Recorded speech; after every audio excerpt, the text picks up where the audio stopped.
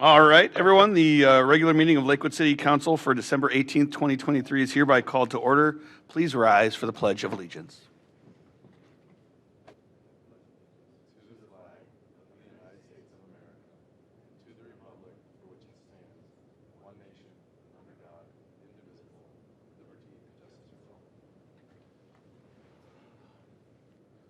And before our moment of silence tonight, and these are the words of our Vice President, Sarah Keppel, but I thought we thought we should acknowledge with great sadness the sudden passing of Cassandra Fear, who was struck by a vehicle Saturday night. She was the innovative and creative owner of Fear's Confections. She gave so much to our Lakewood community, donating generously to nonprofits, grassroots events, invigorating uptown Lakewood, and nurturing a welcoming neighborhood. Sarah had the privilege of working with her on the Restaurant Roundtable, where she thoughtfully and selflessly contributed to Lakewood's culinary community efforts to safely provide for customers and staff during the pandemic. She leaves behind her husband and 2 children and multitudes of friends, and she'll be sorely missed by the Lakewood community. So if we could have that in mind as we honor a moment of silence.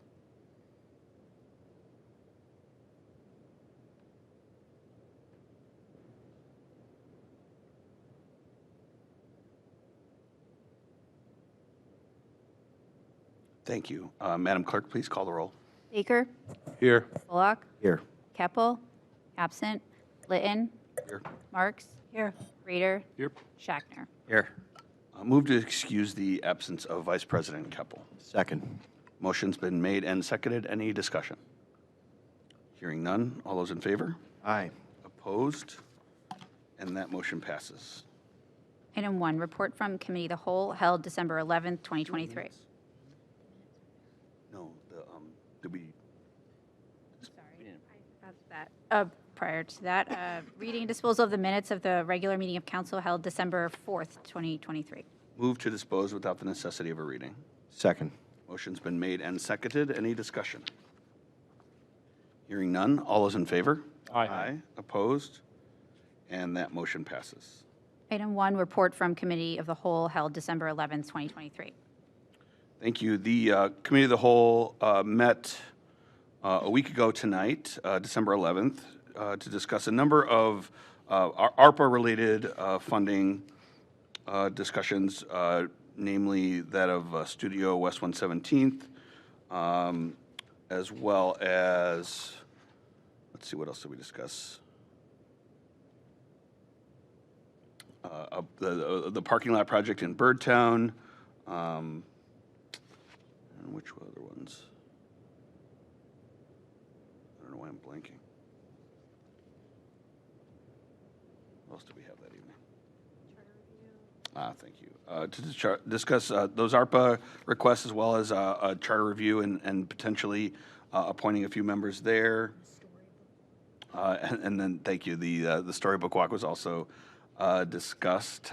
We deferred on Studio West 117th.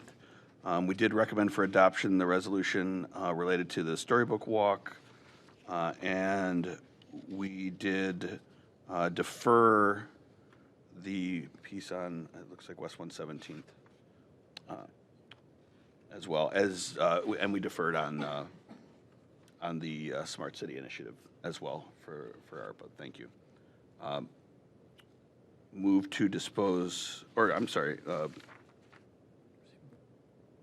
Move to receive and file that oral report. Thank you. I'm acting like it's my first meeting ever. I'll second. A motion's been made and seconded. Any discussion? Hearing none. All those in favor? Aye. Opposed? And that motion passes.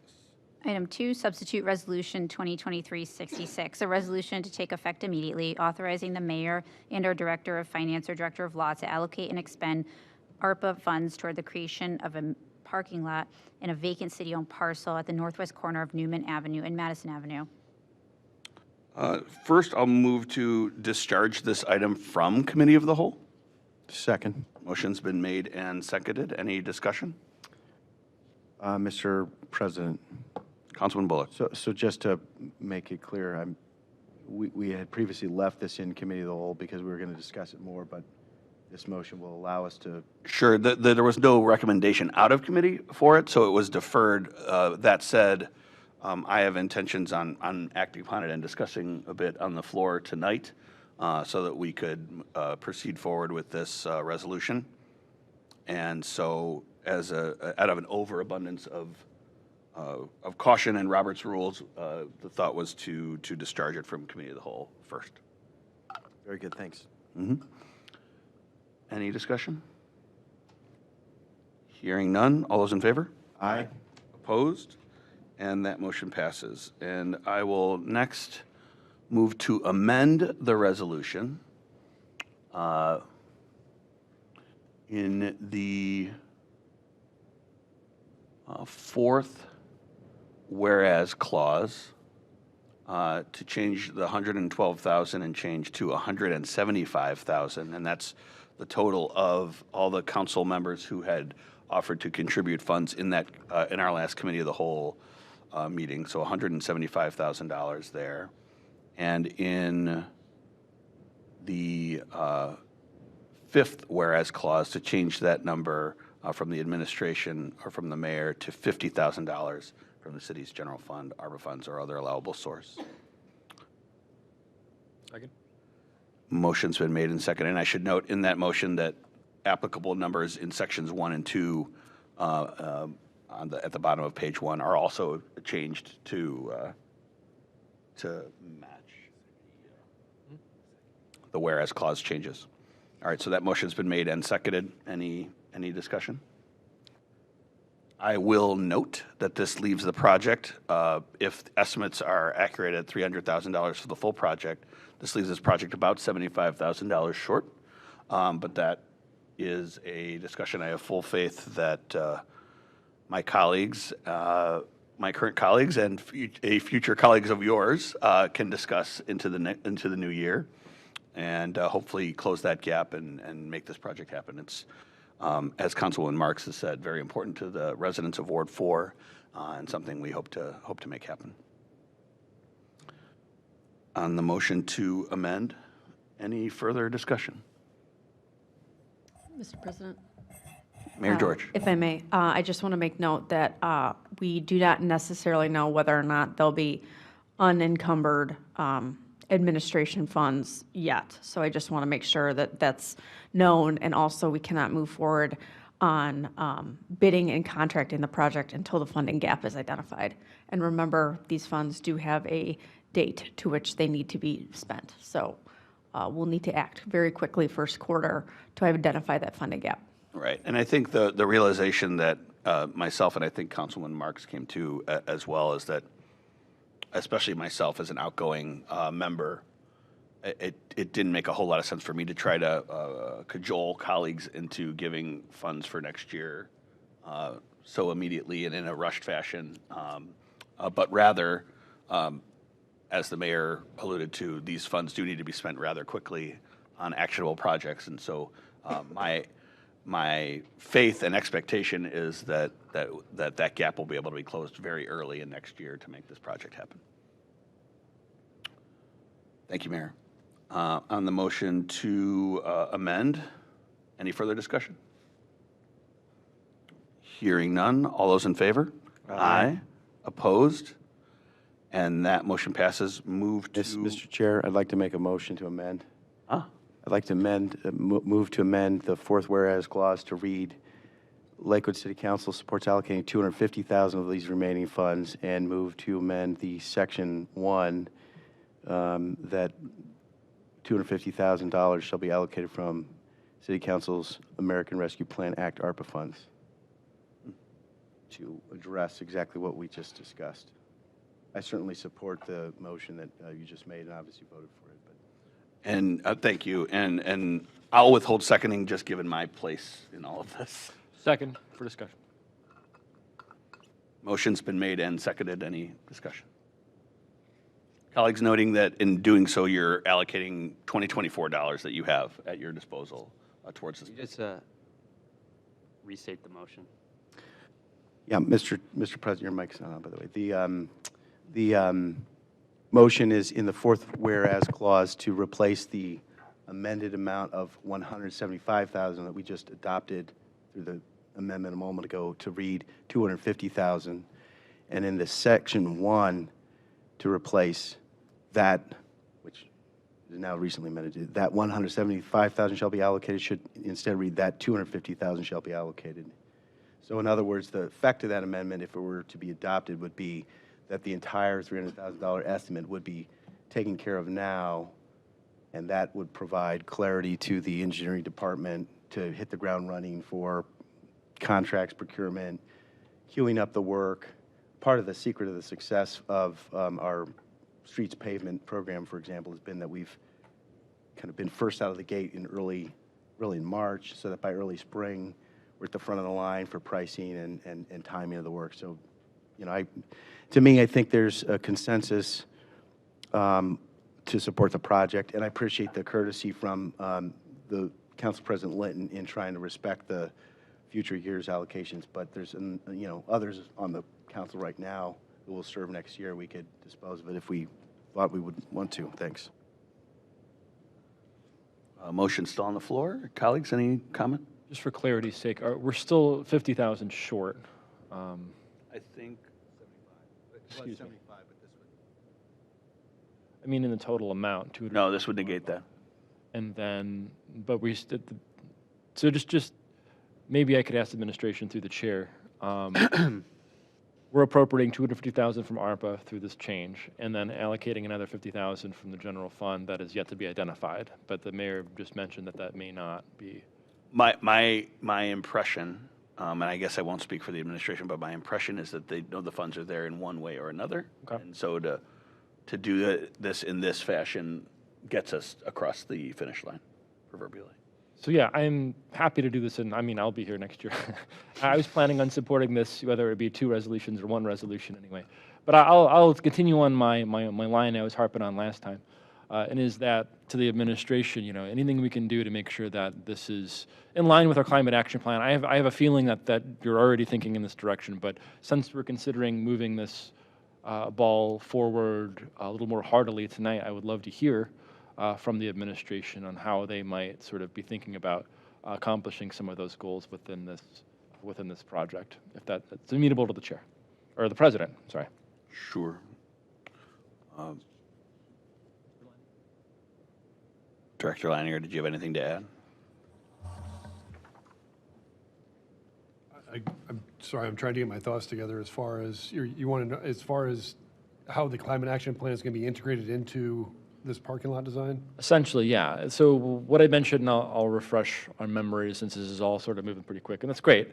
I think, you know, if there's any possible way of getting some type of EV charging infrastructure, any kind of, you know, renewable generation infrastructure, at the very least, I think permeable surfaces, things to allow, like we have in Madison Park, the bioswales, where I think have proved to be successful and helpful. Just so that we're not paving over what is currently a permeable surface with more parking lot that's going to cause more runoff, and not thinking sort of that through. I just want to make sure that, you know, this would be a discussion we would have if we were appropriating this project sort of through a more normal process. But ARPA is kind of pushing us to get this done, so I understand that's a little bit out of, you know, we're running out of time, so. So as we shared during our conversation on this during the budget sessions, including making the surface of the parking lot a permeable surface would extend the budget beyond the $300,000 that we've talked about. Somewhat significantly, as I understand from the engineering department. Now, that's not to say that the project doesn't have stormwater provisions, that there's not landscaping, that there's not other items in there. We are currently piloting solar streetlights in other areas of the town. This would be a logical place for us to also pilot them in a parking lot, using the fixtures that we're using at Isaac Warren Park, as well as in front of the dog shelter, or the dog park. So there are some opportunities, but to extend it to permeable pavers, that's not something that we could do, even with the allocation of the funds that City Council seems to be making here this evening. through NOPAC, we have some opportunities too for additional EV charging structures through those Sure. grants. Are those things we can look at for this? Those are always opportunities that we're looking at, is how we can expand EV infrastructure within the city using the Energized Community Grant that we received from NOPAC. We had talked about this as a potential add-on in the future for this parking lot. Not that it was necessarily going to be something out of the gate, given the budget constraints that we were facing with this project, but certainly it's something that we can take under additional advisement as we look at the project. Good. Thank you, Mr. President.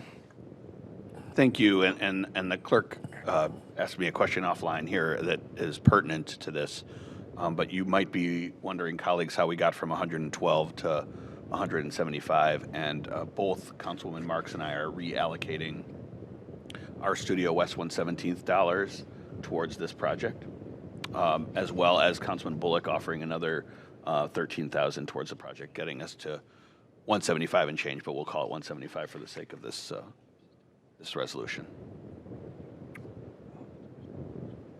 Councilman Marks.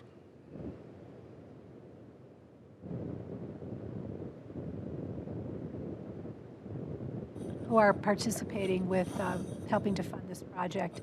And I would hope that if we see that the budget comes in at less than 300,000, that we can incorporate some charging stations and some of the, climate initiatives that we'd like to see moving forward once we have a final budget for this project.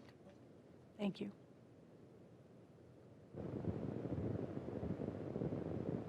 And my mic's off, but who has the conch shell next to theirs that's causing the breeze? It's interesting. Okay. At any rate, on the additional motion to amend, any further discussion? Mr. President? Councilman Schachner. So this would be to make it $250,000, so from council and another 50 from the administration. I'm trying to remember through the process that we used this year, there was an amount that was, there was money that was provided to each council member and then money that was the group. Is this contemplated that this is going to be subtracted from the group, or? That's a good question. So what my amendment did was utilize solely individual council members' funds to get to that 175 number. What Councilman Bullock is now proposing contemplates utilizing 2024 funds that are, as currently situated, I guess, group funds for your council for next year. Which is how many? Which is 700,000, assuming 300 towards ADA, so 700 minus 75. You'd be left with 625 heading into next year, which is no small number to utilize. Right. And and just to be clear on the motion, and I apologize, we're amending the whereas clauses and section 1 and section 2. Correct. And how are we adjusting the city funds that shall be allocated? Meaning the administration? Yes, does that stay the same? And that was in my original Okay. amendment, which changed the fifth whereas clause to 50,000 and section 2 to 50,000. Okay, thank you. The current motion is just to change the councilmatic numbers in the fourth whereas clause in section 1. Does that make sense? That's the proposal. Correct. In the motion. Good questions. Thank you. Any further discussion? Councilman Baker. Yes, and this is all new tonight, but, it's a shovel-ready project. The city provides lots of parking along commercial corridors. There's not much city-provided parking in this area, so, and obviously it sees a lot of traffic, and it would be a benefit to the community, so I support the motion. I appreciate everyone's leadership on this. Any further discussion? On the motion to amend, all those in favor? Aye. Opposed? And that motion passes. And with that, I will move to adopt. Second. Motion's been made and seconded. Any discussion? Hearing none. This feels like a roll call, just given all the amendments. Madam Clerk? Baker, Yes. Bullock, Yes. Litton, Yes. Marks, Yes. Rader, Yes. Schachner. Yes. And that motion passes. Item 3, substitute resolution 2023-67, a resolution to take effect immediately authorizing the mayor and/or director of finance or director of law to allocate and expend American Rescue Plan Act funds toward the completion of the Lakewood Public Library's Story Walk projects. As approved out of committee of the whole, I will move to adopt. Second. Motion's been made and seconded. Any discussion? Hearing none. All those in favor? Aye. Opposed? And that motion passes. Item 4, substitute resolution 2023-68, a resolution to take effect immediately authorizing the mayor and/or director of finance or director of law to allocate and expend American Rescue Plan Act funds toward the development of a smart city initiative. As this hasn't had the opportunity to really be discussed in committee of the whole, I'll move to defer. Second. Motion's been made and seconded. Any discussion? Mr. President. Councilman Bullock. Yeah, so briefly, and this is a preview really for a future meeting, and I would intend that to be the first meeting of January. This proposal contemplates that $20,000 of the personal allocation or the council member specific allocation that remains for my allocation would be included in this proposal. I'm very happy for it to be that. However, if we were making a final vote tonight, I would propose to remove those 20,000s because I'd like to separately propose funds to resume the farmers market in Lakewood, which operated for a number of years. COVID hit, it disbanded, and now arguably, and I make this argument, it would be good business development, good business support, good customer attraction to resume that on a main commercial corridor. So I'll draw that up in a separate resolution, but it would be, where's the effect of allocate 20,000 for the purpose of resuming a weekend downtown Detroit Avenue Lakewood Farmers Market in 2024 to pay the cost of retaining a farmers market manager and expenses to conduct the farmers market. Any funds not used for this purpose shall be eligible for another purpose. So if it turned out, for example, that we were to pass the Smart Tech City initiative and the farmers market cost less or didn't happen at all, the funds would go into this very worthwhile initiative, which I understand we look forward to hearing from Council Vice President Keppel a presentation at a future date. And I should add, thank you, Councilman. I should add that the delineation of 2023 and 2024 ARPA funds under Council's purview are only that by way of a communication at the beginning of this year, and not some absolute. Meaning that, Councilman, to your point, should you have $20,000 into next year, it doesn't mean they disappear. That they are still under your purview to distribute. Thank you very much for that clarification. Any further discussion on the motion to defer? Hearing none. All those in favor? Aye. Aye. Opposed? And that motion passes.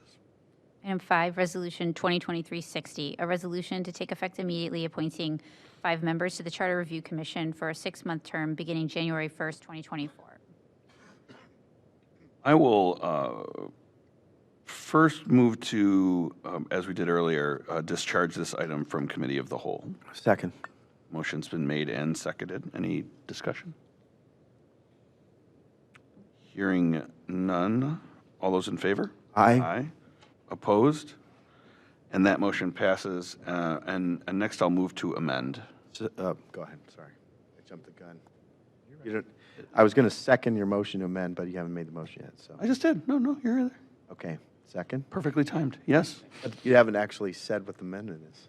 I know. I moved to amend, and we're gonna do that now. I would like a discussion as we work towards amending, with names being mentioned, probably similar to those we discussed in Committee of the Whole previously, as well as potentially others.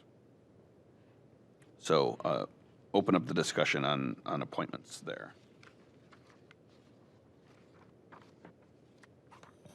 President. Councilman Rader. Thank you.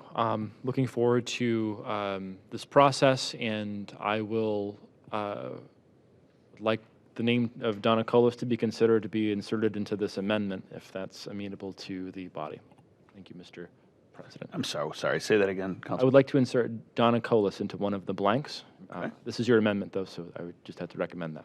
Oh, that's helpful to the discussion. Who else? Councilman Baker. I'd like to move to add Sean Coran as a name. Graham. Coran. Oh, thank you. All right. Mr. President, Councilman Bullock. I'd like to move to add the name Dean Jackson.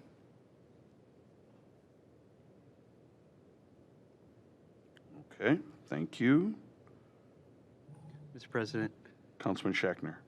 I had two names I mentioned for consideration by the council at our previous meeting, both Martha Warner and Angelina Steiner.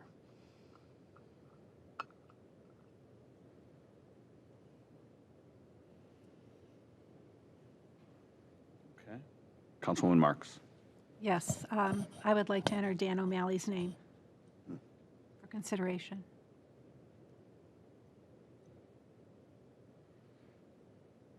All right. And any other names to throw into the hopper, colleagues?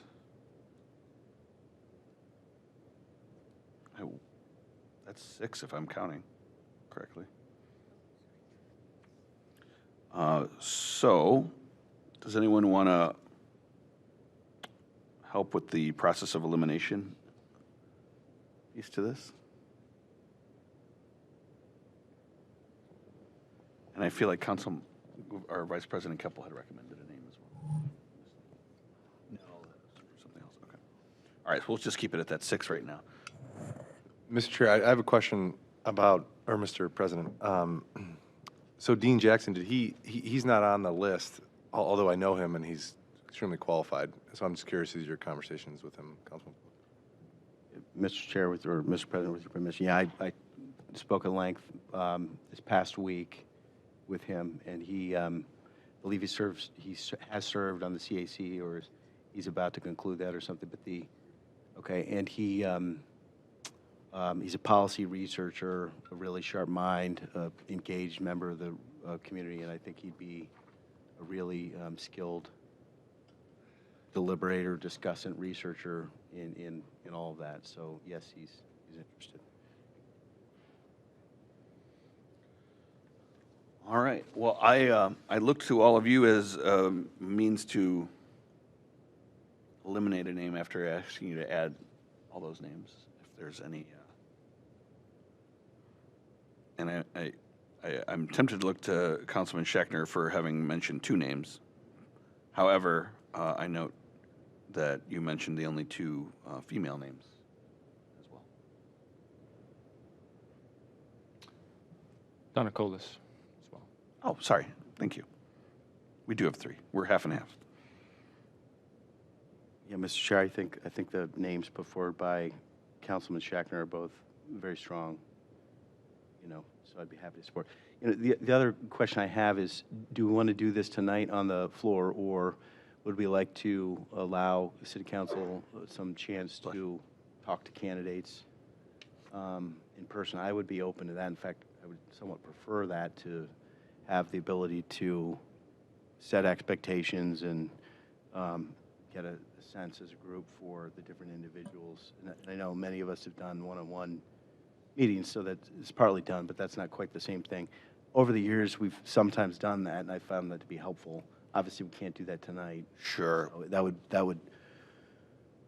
So acknowledging at least your desire, Councilman Bullock, to take a little bit more time on this important decision, I'd like to know from a chair's perspective, perhaps to Director Vargo, if there's any potential slowdown in the work of the Charter Review Commission that could be caused by our appointments being postponed just slightly. Thank you, Council President. It's a 6-month term, as you know, so the work will have to be completed by June, end of June.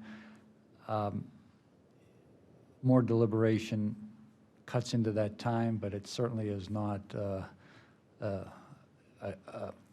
dispositive in any sense. So we can get this started in mid to late January.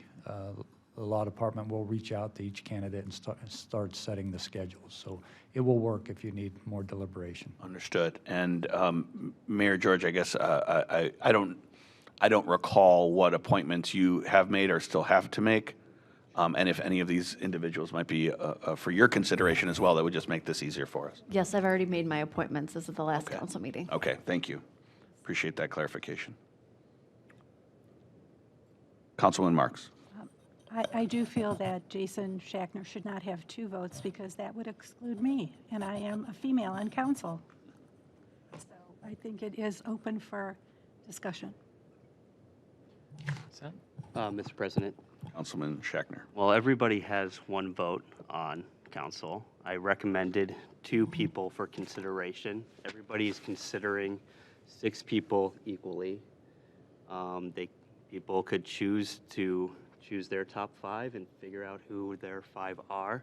But I do agree with Mr. Bullock's proposition. I don't believe the Charter Review Commission was planning on meeting before January 2nd, which would be our first council meeting where we discuss this, because I would like to discuss with the 2 candidates, one who reached out to me and one that I reached out to because she showed an interest in being more involved in city government and thought she'd be a great asset to the city. Hate to see her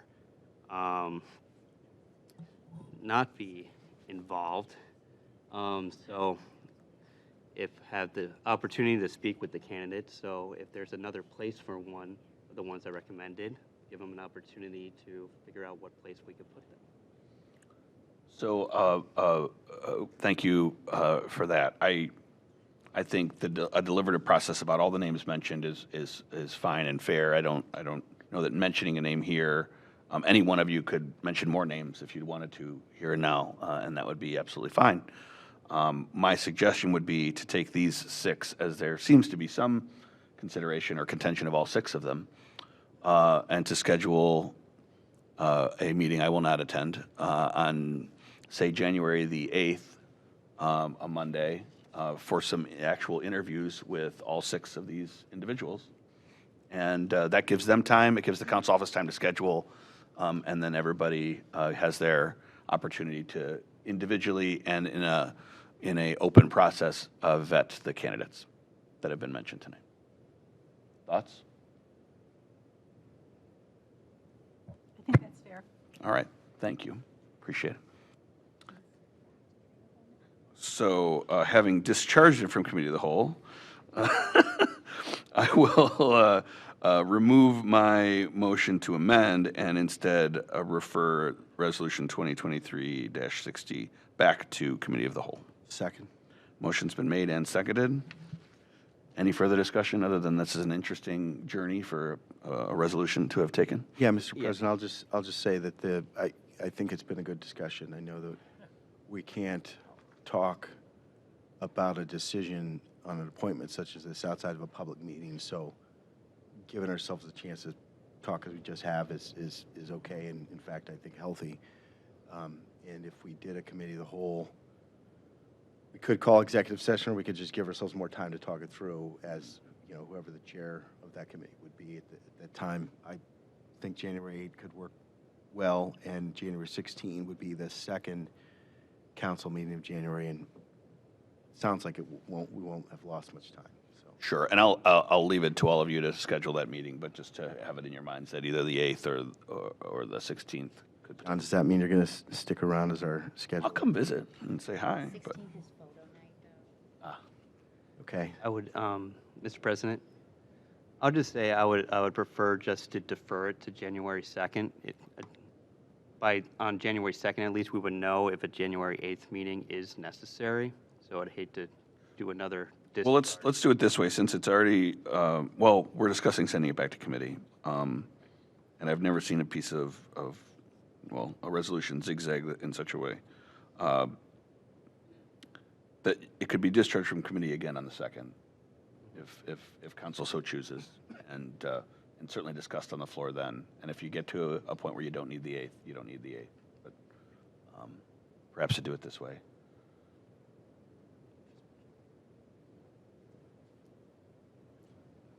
It's not that big a deal. Whatever you guys think.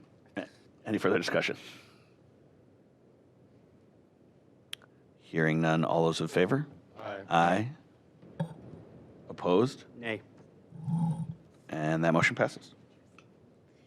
Item 6, substitute resolution 2023-70, a resolution to take effect immediately authorizing the mayor and/or director of finance or director of law to allocate and expend ARPA funds on certain high-priority projects identified in the Americans with Disabilities Act Self-Evaluation and Transition Plan. And we'll recall this was not sent to committee of the whole and kept on our council docket. I will move to adopt. Second. Motion's been made and seconded. Any discussion? Hearing none. All those in favor? Aye. Opposed? And that motion passes. Item 7, Resolution 2023-55, a resolution to take effect immediately appointing Sam Pearson, Jessica Cotton, and one person to the Anti-Racism Task Force for 2-year terms beginning January 1st and ending December 31st, 2025. I will move to amend to remove the blank and so that we could potentially adopt the resolution with solely the names Sam Pearson and Jessica Cotton so that we're not holding up the work of the task force. Second. Motion's been made and seconded. Any discussion? So, Mr. Chair, Mr. President, to clarify, if adopted, if the amendment passes and then the subsequent a subsequent motion is made to pass this resolution, we would appoint 2 people now, and then we'd need to introduce a new resolution for the third Correct. intent. Okay. What I want to, what I seek to avoid in making this amendment is to avoid not having appointed 2 people we know we want to put on this task force at the time when their term would begin. Understood. I think then we should amend your amendment to read a little differently. So it would say appointing Sam Pearson and Jessica Cotton, eliminated comma and in the blank in all places where that appears in this resolution. Yes, I'll amend my amendment to Just clean up the grammar. clean it up in that fashion. Thank you.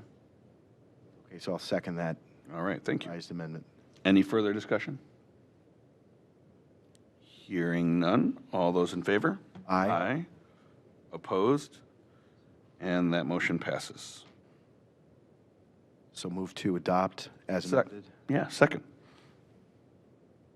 Motion's been made and seconded. Any discussion? Hearing none. All those in favor? Aye. Opposed?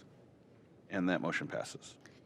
Item 8, Resolution 2023-57, a resolution to take effect immediately appointing blank to the Planning Commission for the 5-year term beginning January 1st and ending December 31st, 2028.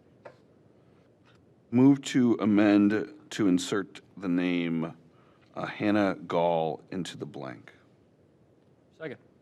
Motion's been made and seconded, and this is a recommendation of Vice President Keppels, by the way. Mr. Chair, Councilman Bullock. this would be one that I certainly would welcome a discussion about as well. I hear good things about Ms. Gall. I haven't had the chance to meet her.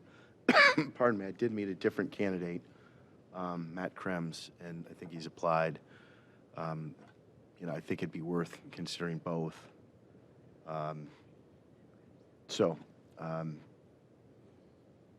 Do we have an application from Mr. Krebs?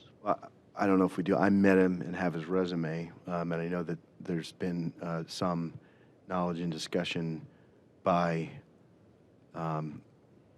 members of Lakewood Alive, members of the Planning Commission about his name. I haven't taken it upon myself to communicate with other council members about it, but I thought he's a qualified person and worth considering. Hannah Gall, I think I've met and I think would be a good candidate as well, but given the importance of this appointment and its duration of 6 years, I certainly would support including this potential appointment in the interview process that we contemplate for the Charter Review Commission. That's my preference. I defer to colleagues. I don't think it's, we don't have the too many numbers problem in this one, but I guess I do think there's value in council communicating our expectations and our priorities to our appointees. I haven't had the chance to do that for sure in this case. Mr. President? Understood. Any further discussion on Ms. Gall? Councilman Rader. I'm happy to support Ms. Gall. I've known her since high school. I don't get to say that very often because I went to high school in Elyria. So we went to Open Door Christian School together.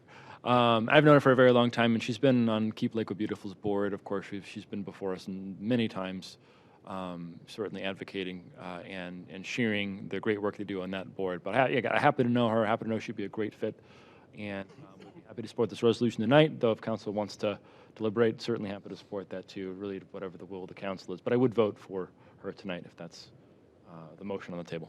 Understood. And Mr. I'm President? not sure of the female representation on the Planning Commission either, but. it's- 0. Okay, just wanted, that's it. Councilman Baker and then Councilman Marks. Yeah, thank you, Mr. Chair, and I appreciate Councilman Bullock's perspective, and I know both Ms. Gall and Mr. Krems personally. I actually work with Mr. Krems at Metro Parks. He's very qualified, very good individual, would serve well in the role. I would say we have another employee of the Metro Parks also on Planning Commission, and we have, right now, I think it's all 4 people are, white men between 38 and 48. So that's why I would say that Ms. Gall would be my preferred applicant, not for any reason other than she's extremely qualified and she provides diversity of opinion on that board, and also worked with her at West Park CAMS, a lot of CDC experience. She is now with Downtown Cleveland Alliance, working in their parks program, worked for Central Park in New York before that, has a design background. I think she is eminently qualified to serve in this role, and I, in fact, reached out to her to apply, so I would support her tonight. If the council does want to interview candidates, I think I'd be open to that as well, but if the vote was called tonight, I would support Ms. Gall. Thank you. And that very thing is what we're contemplating with the current motion on the floor. Councilman Marks. Thank you. I support Hannah Gall myself, too. I was not able to reach out and speak to her this weekend, but I was very impressed by her resume. And at the last Planning Commission meeting I attended, they spoke of having the desire to have greater diversity on the Planning Commission instead of all white men. So I would love to add the name of a woman, and she is very qualified. So I would hope to appoint her tonight. Thank you. Mr. President, Councilman Schachner. besides the fact that she went to high school with Mr. Rader, I think very qualified and would make a great addition, and that I would support her tonight if that motion was made. Okay. And again, that motion is definitely before us. Any further discussion? Hearing none, all those in favor of the motion to amend? Aye. Aye. Opposed? And that motion passes. Move to adopt. Second. Motion's been made and seconded. Any discussion? Thanks for the thorough discussion on the floor. I think we've been able to do that pretty well this year, and I've appreciated it. Hearing none, Madam Clerk. Baker? Yes. Bullock? Yes. Litton? Yes. Marks? Rader? Yes. Schachner? Yes. And that motion passes. Item 9, report from Finance Committee meeting held December 11th and December 18th. Chairman Schachner. Thank you, Mr. President. Tonight was the final budget hearing meeting where we discussed a number of ordinances that were all referred positively out of committee and recommended for adoption. I would note that ordinance 22-2023, per usual, those 2 exhibits were not made available until towards the end of the year, because that's when we know what money is needed in those certain areas. I just wanted to take the time to thank everybody for the patience throughout the budget process. I know there's some long meetings, a lot of sitting, a lot of waiting, and a lot of preparation. And I just want to let all the employees of the departments, the directors of the administration, and the mayor for taking the time to create these presentations and communicate it to us. So thank you again for all your hard work and late nights. We really appreciate it. Move to receive and file. Second. Motion's been made and seconded. Any discussion? I want to thank Chairman Schachter for leading thorough discussions throughout the budgeting process, and also Director Rankatur and the entire administration, really, for shepherding us through that process as well. To Chairman Schachter's point, it's not an easy lift to go through this every year. I was talking with some work colleagues today, and they were just amazed that Lakewood does pass its budget before the budget actually is enacted, or before the year begins.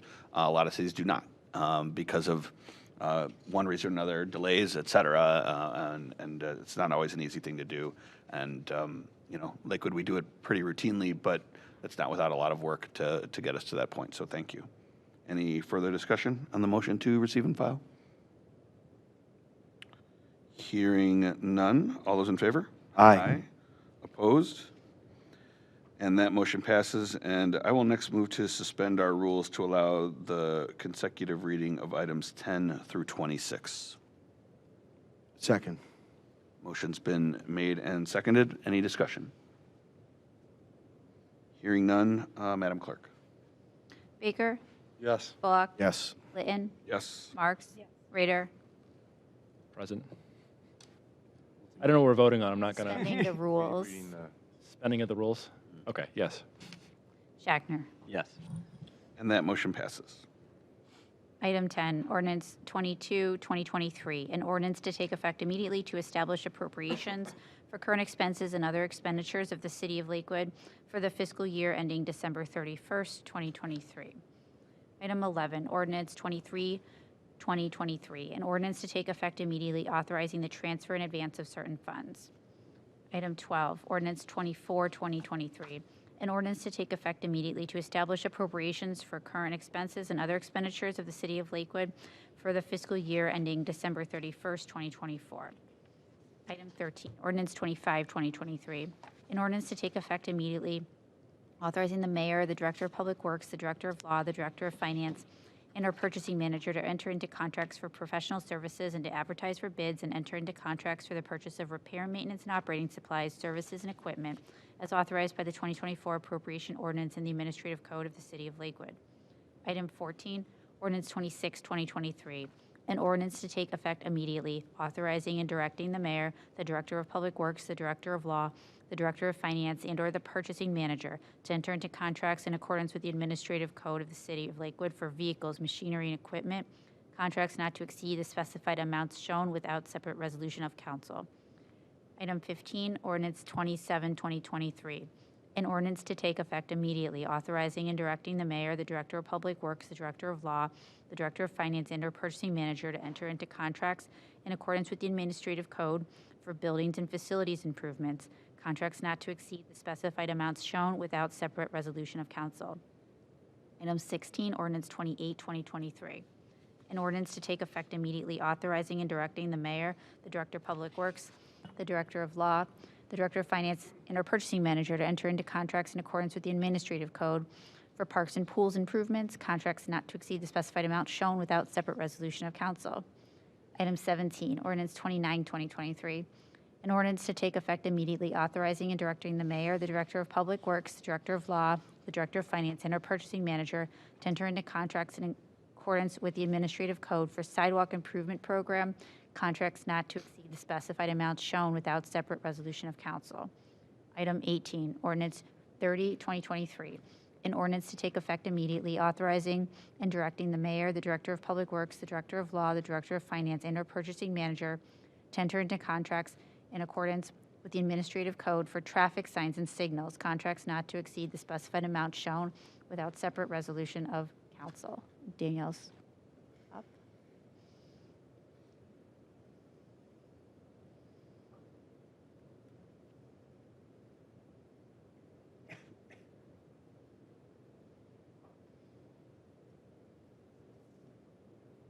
Danielle, you can sit next to Dr. Gordon. Ordinance 31-2023, an ordinance to take effect immediately, authorizing and directing the mayor, the director of public works, the director of law, the director of finance, and/or the purchasing manager to enter into contracts in accordance with the administrative code for street infrastructure improvements, contracts not to exceed the specified amount shown without separate resolution of council. Ordinance 32-2023, an ordinance to take effect immediately, authorizing and directing the mayor, the director of public works, the director of law, the director of finance, and/or the purchasing manager to enter into contracts in accordance with the administrative code for water system replacement program, contracts not to exceed the specified amount shown without separate resolution of council. Ordinance 33-2023, an ordinance to take effect immediately, authorizing and directing the mayor, director of public safety, the director of public works, the director of law, the director of financing, and/or the purchasing manager to enter into contracts in accordance with the administrative code for wastewater system and treatment improvement programs, contracts not to exceed the specified amount shown without separate resolution of council.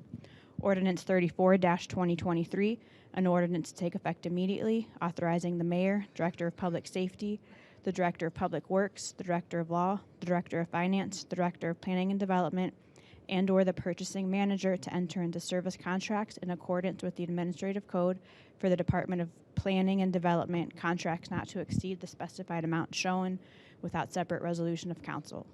Ordinance 35-2023, an ordinance to take effect immediately, amending sections 902.04, rates and charges, and 915.01, establishments of rates of the Lakewood Codified Ordinances to establish water and sewer rates for the years 2024 through 2028. Ordinance 36-2023, an ordinance to take effect January 1st, 2024, amending the tax code of the City of Lakewood to incorporate changes that have been mandated by the passage of HB 33 by the State of Ohio. Ordinance 37-2023, an ordinance to take effect January 1st, 2024, to provide for creating positions and rates of pay for full-time and certain part-time annual salaried employees and hourly rate employees not covered by a collective bargaining agreement in the several departments, divisions, and offices of the City of Lakewood, including the Chief of Fire, Chief of Police, and Civil Service Commissioners, and superseding all prior salary ordinances. Resolution 2023-65, a resolution to take effect immediately, authorizing and directing the mayor to submit the fiscal year 2024 one-year action plan of the FY24 5-year consolidated plan, which includes dollar allocations and activities to be funded with federal community development block grant and emergency solution grant resources, and any other entitlement funds received from the U.S. Department of Housing and Urban Development. All amendments thereto and all understandings and assurances contained therein, and incorporates the city's application to HUD for FY24 CDBG and ESG funds. Thank you. Move to adopt items 10 through 26. Second. Motion's been made and seconded. Any discussion? Once again, want to acknowledge all the hard work that got us to this point, and being on the precipice of passing our budget for next year. And once again, thank Chairman Schachner for shepherding us through that process. On the motion, any further discussion? Hearing none. All those in favor? Aye. Opposed? And that motion passes. We have a budget. Do we need a roll call? Okay. And if I may take this quick opportunity to move item 27, which is very generously, overly generously written as it stands, and move it to the end of our docket just for the sake of perhaps shortening anyone's words at the end, so that, because we'll be up against the end of it. No objection. Okay, thank you. Item 28 then. Item 28, communication from President Litton regarding St. Edward High School 2021, 2022, and 2023 football state championships. Colleagues, rather than reading the communication at this time, you may note the lack of 6'7" individuals and others here wearing green and gold tonight. That is because several players for the St. Ed's state championship team are actually playing in an all-star game in Texas tonight. The coach is there, the president of the school is there. The school is also out of session currently, and so being present this evening was proved to be challenging. And so saw it better to perhaps defer this item and acknowledge this success perhaps at the January 16th meeting of council, and I will just be sure to be there as a guest if you'll have me. So I'll move to defer. Second. Motion's been, yeah, why not? Motion's been made and seconded. Any discussion? Plus, Councilman Baker can only congratulate St. Ed's once per year. By his own rule, so better to delay it. You know, the directors will roll out the green carpet, the green and gold carpet, when we consider this resolution. Oh, well, it's an item deferred. At any rate, you guys can figure that out. Yeah. On the motion to, well, all right, I'll amend my motion. We'll adopt this just because it's a communication for me, and I can't really have a communication next year. So we'll move to adopt this piece. Second. Motion's been made and seconded. Any discussion? Sure. Oh, I'm sorry. Receive and file. Yes. All right. Apologies for forgetting how to run a meeting on the last meeting. I know, right? So on the motion officially to receive and file Resolution 2023-71, all those in favor? Aye. Aye. Opposed? And that motion passes. Item 29, Resolution 2023-72, a resolution honoring the St. Edward High School Sorry. team for a 2023 season marked by outstanding athleticism, teamwork, and sportsmanship, culminating in triumph and victory in the 2023 OHSAA Division I State Championship. Move to defer. Second. Motion's been made and seconded. Any discussion? Hearing none. All those in favor? Aye. Aye. Opposed? And that motion passes. Item 30, communication from Councilmember Marks regarding body piercing establishments. Councilmember Marks. Thank you. Dear colleagues, I attended the December 7th, 2023 Planning Commission meeting, and it was brought to light that body piercing is treated the same way in Lakewood zoning codes as tattoo establishments.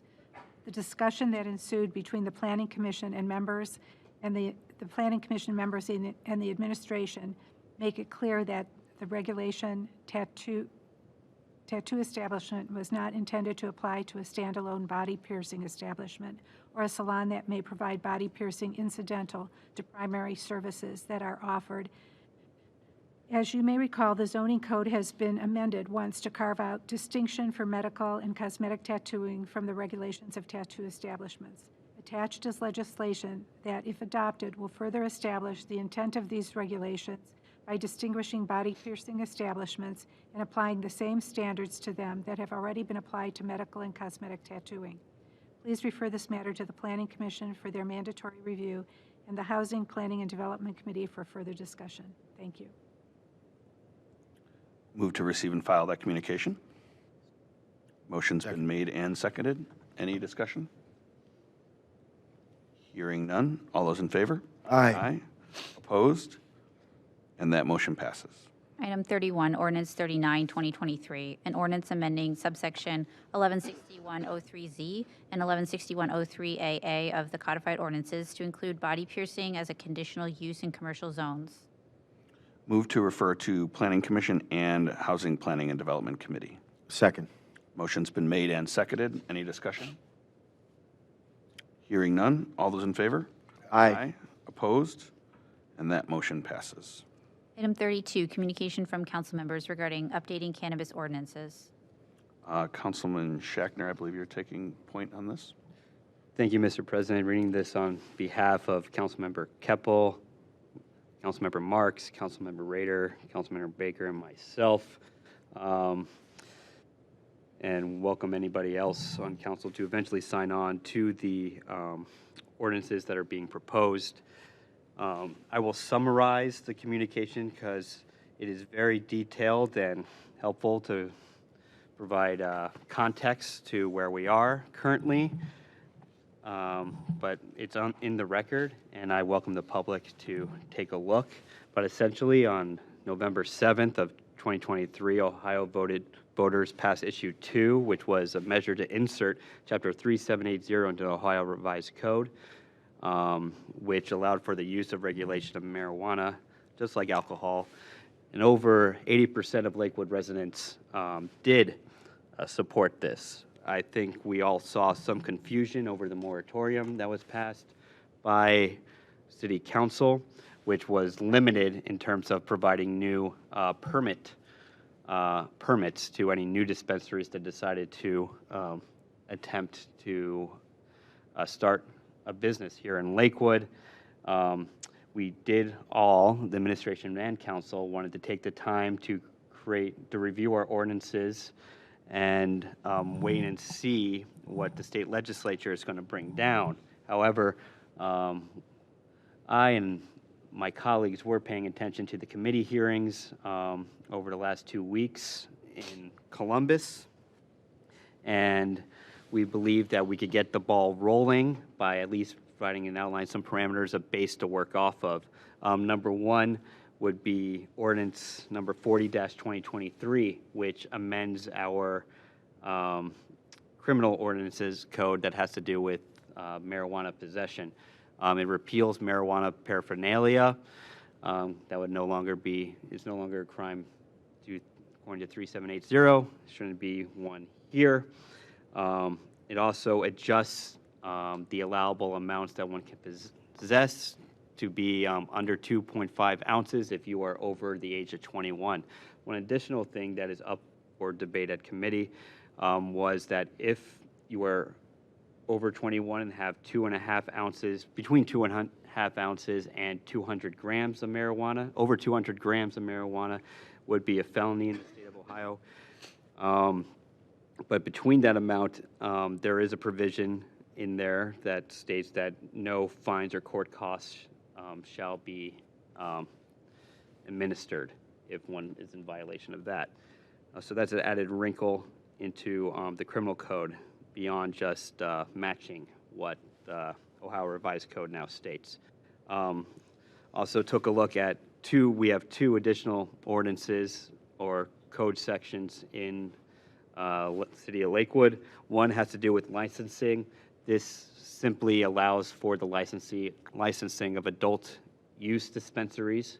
The method we took to make this happen was to redefine a medical marijuana dispensary by removing the term medical and defining marijuana dispensary as one either working under a license under the medical marijuana chapter or under the adult use chapter and the regulations promulgated therewith. And then Ordinance 42-2023 does something similar by amending the zoning code by redefining what a marijuana dispensary is. Currently, we only have definitions for medical marijuana dispensary. We removed the word medical and just makes it marijuana dispensary and defined that as a dispensary providing medical marijuana and or adult use marijuana.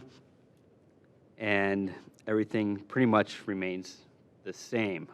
Two things to note for the public: it keeps the 500 feet away from prohibited spaces, which are your parks, your schools, your libraries, and also they cannot be within 1,000 feet of each other. So you're not going to see a long line or strip of dispensaries here in the city of Lakewood. It also, by geography, limits them in the city of Lakewood, and they're only going to be in commercial districts. So we all respectfully request that Ordinance 40-2023 be referred to Public Safety, Ordinance 41-2023 be referred to Housing Planning Development, and Ordinance 42-2023 be referred concurrently to the Planning Commission and to Housing Planning and Development for further discussion. Move to receive and file. Second. Motion's been made and seconded. Thank you for the thorough explanation, Councilman Schackner, on behalf of all your colleagues, or many of your colleagues. Any further discussion? Just one Councilman Shack, or Rader, excuse me. Thank you. What an honor. Yeah. I just want to thank Councilman Schackner for putting a lot of time into this over the last week and a half. Obviously, it's very thoughtful, and I'm sure there'll be discussions as we move forward. I think it's important to note, I think it calls out, and you might have mentioned that this went into effect. So particularly, what I'm interested in, the reason I sign on is, I know we'll get our permitting straightened out. That part hasn't quite gone into effect yet, but decriminalization, I think, is really important. That's something that we're currently following in practice, but to bring our laws sort of more in alignment with the state laws and our practice, I think is very, very prudent, and something that, I don't envision the state legislature moving quickly, nor do I think they're going to disallow personal use or adult use altogether. So I think it's smart to be moving on this quickly to make sure that our laws align with the state and along with our values. So thank you, Mr. Schackner. Thank you to our colleagues for supporting this and getting this moving. And thank you to the administration for really kicking this off a few weeks ago.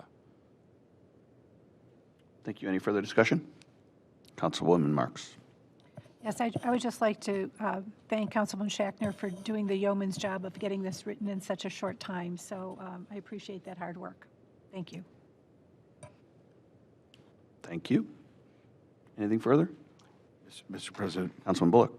Thanks. I didn't have time before the meeting to delve into all these issues and study them. I think I'd like to join my colleagues in co-sponsoring the legislation.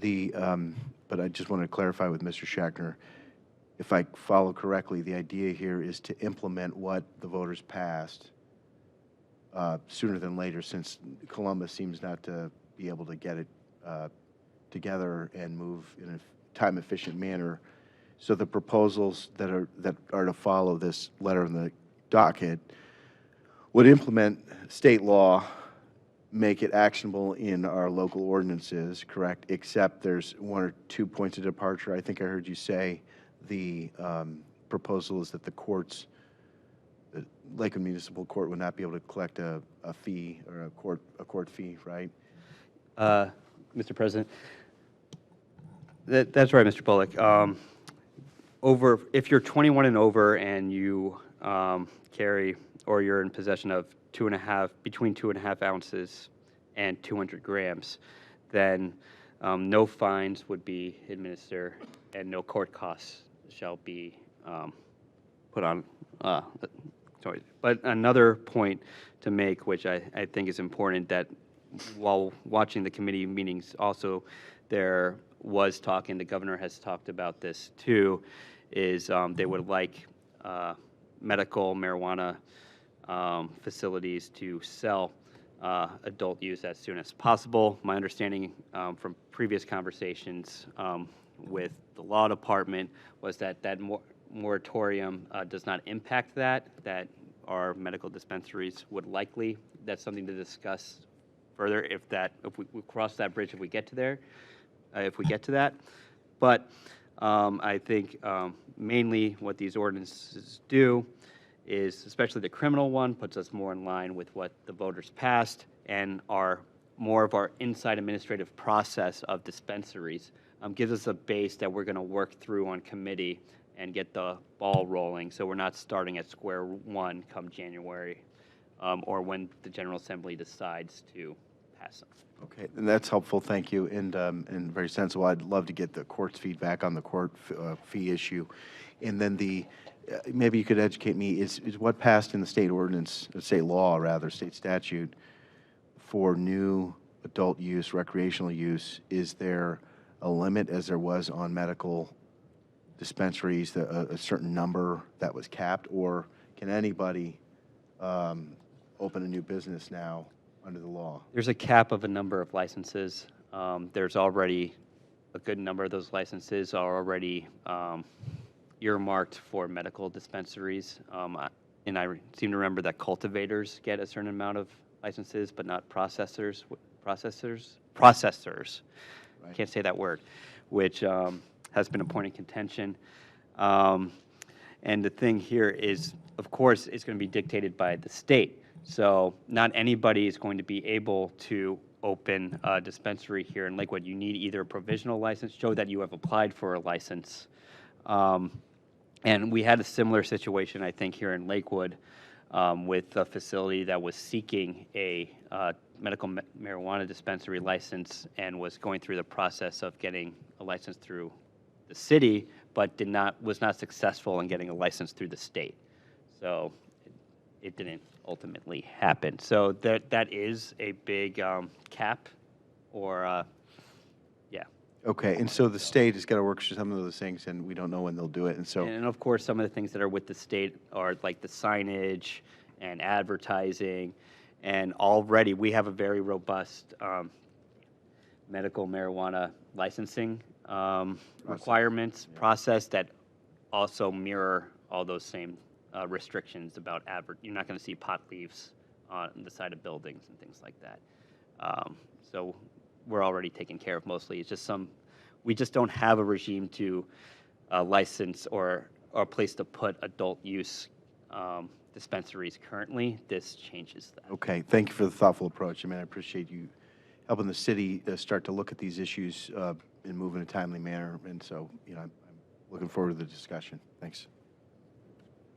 Thank you. Any further discussion? I think our moratorium here was passed with good and thoughtful reason, and that these additions, through the thorough discussion of multiple committees, ultimately will help us be as prepared, but as ready, maybe is a better term, as possible for what the voters passed in November. At any rate, I believe we have a motion to receive and file the communication. Any further discussion? Hearing none. All those in favor? Aye. Opposed? And that motion passes. Item 33, Ordinance 40, 2023, an ordinance to take effect immediately to amend Sections 51301 definitions, 51302 gift of marijuana, and 51303 drug abuse and controlled substance possession or use of the codified ordinances of the City of Lakewood, and to repeal Section 513045, use or possession of marijuana paraphernalia, to make these sections consistent with Chapter 3780, adult use cannabis control of the Ohio Revised Code. Move to refer to Public Safety Committee. Second. Motion's been made and seconded. Any discussion? Hearing none. All those in favor? Aye. Opposed? And that motion passes. Item 34, Ordinance 41, 2023, an ordinance to take effect immediately to amend Chapter 779 medical marijuana operations of the codified ordinances to provide a permitting process for both medical and adult use marijuana dispensaries. I believe this one, Councilman Schechter was recommended to refer to Housing Planning and Development. Correct. Okay. That is my motion, then, to refer to Housing Planning and Development. With concurrent to.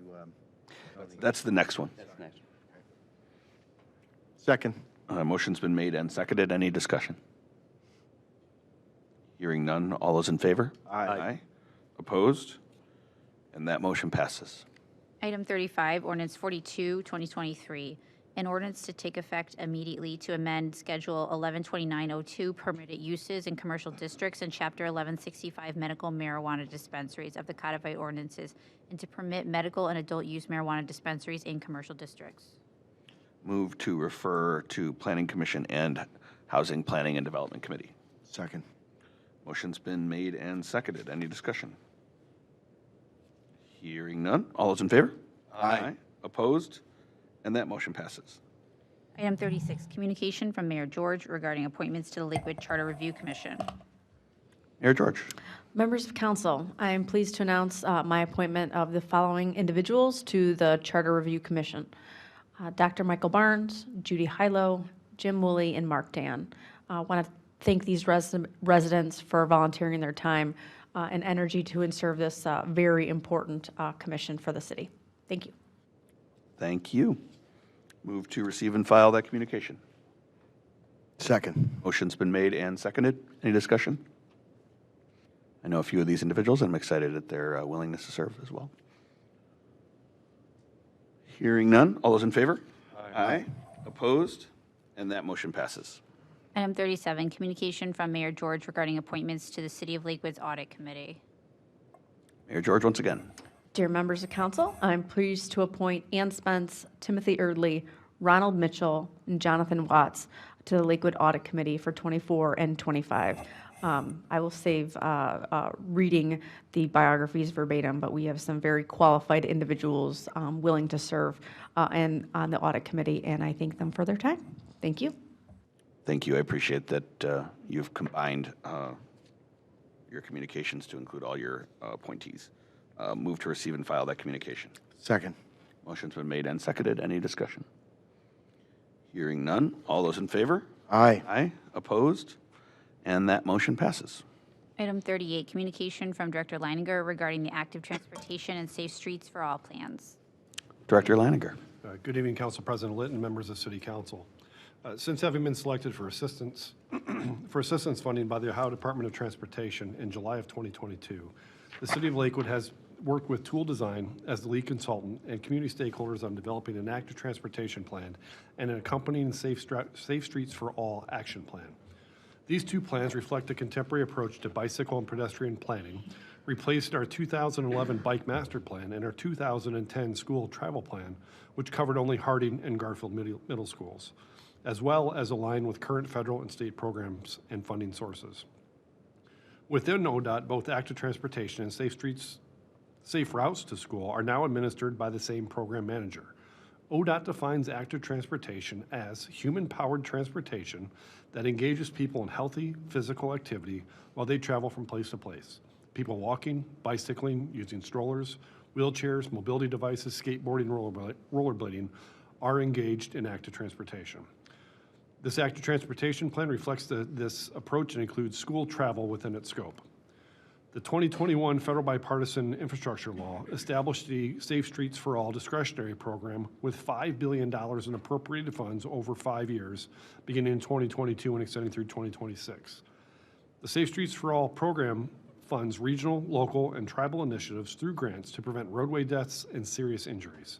Our Safe Streets for All action plan is designed to build upon the active transportation plan towards meeting federal funding eligibility requirements. Both plans are recommended for adoption following appropriate committee review. Mr. Chair, I'll just also add, I'd like to thank, or Mr. President, I'd also just like to add a thank you to ODOT, since this was an in-kind grant, a technical services grant that they provided to the city. And we also did have a number of citizens that were engaged and residents that were engaged in this effort, one of which is here in the audience here this evening. So we thank them for their time over the last year to 18 months that we spent going through this initiative, and look forward to having additional discussion with you all on these important plans. Thank you. Thank you, Director. And on this communication, we do also have that community member signed up for public comment. So Jenna Thomas, please come on up. Please state your name and address for the record, and you have 5 minutes.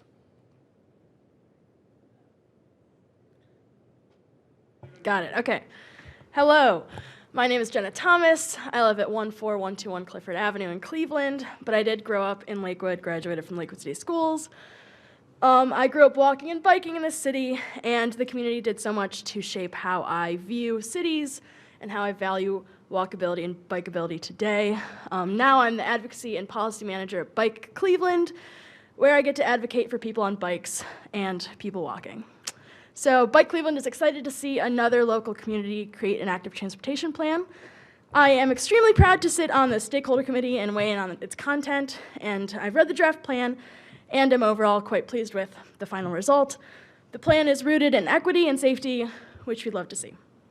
The inclusion of separated bike lanes is essential to a modern and inclusive active transportation plan, and I am excited to see those included on Clifton Boulevard and in a potential off-street trail along the railroad, which could present challenges, but is also a very cool idea. Bikeways separated from cars are what make an all ages and abilities network realistic and usable, and I think the plan maybe could have gone farther in this regard, but I do understand that Lakewood is home to much smaller right-of-ways than some neighboring cities, especially Cleveland. But I do hope that the city intends to regularly update the plan and might consider more opportunities for separated bike lanes in the future. I'm especially excited for the neighborhood greenways network outlined in the plan. Neighborhood greenways or bike boulevards are residential roads. They're designated as bikeways with clear signage and wayfinding. Beyond signage, it is vitally important to consider various traffic calming elements to make sure these roads have very slow car speeds, which I hope the city will do. Neighborhood greenways are relatively inexpensive to install and could be done quickly compared to other bike infrastructure. And I would ask that City Council and City staff hit the ground running this spring to build out that entire neighborhood greenway network in 2024. The plan also recommends the adoption of a complete streets policy, which would solidify these values into city code and ensure future projects consider all mobilities. I aided in the passage of the complete streets ordinance in the city of Cleveland and would be happy to help in any way I can in doing the same in Lakewood. Finally, I'm thrilled to see dozens of intersection improvements recommended in the plan. When I was in middle school and attending Harding, I was hit on my bicycle in a crosswalk, and it was minor, but many of our kiddos ride on the sidewalk, and intersections are really dangerous places for them. Same goes for people walking, and I would urge the city to roll out raised crosswalks throughout the city to improve pedestrian safety. Raised crosswalks essentially stop cars from rolling right through crosswalks, which they tend to do, and would greatly improve safety and walkability. Too often, exciting plans like these sit on the shelf and collect dust, and I ask that each and every one of you see to it that this plan begins to be implemented immediately. I understand that the plan will open up more grants and funding opportunities, which take time, but there are plenty of things that could be done tomorrow to make Lakewood safer, and so I hope I can see that happen and help in any way that I can. So thank you for your time.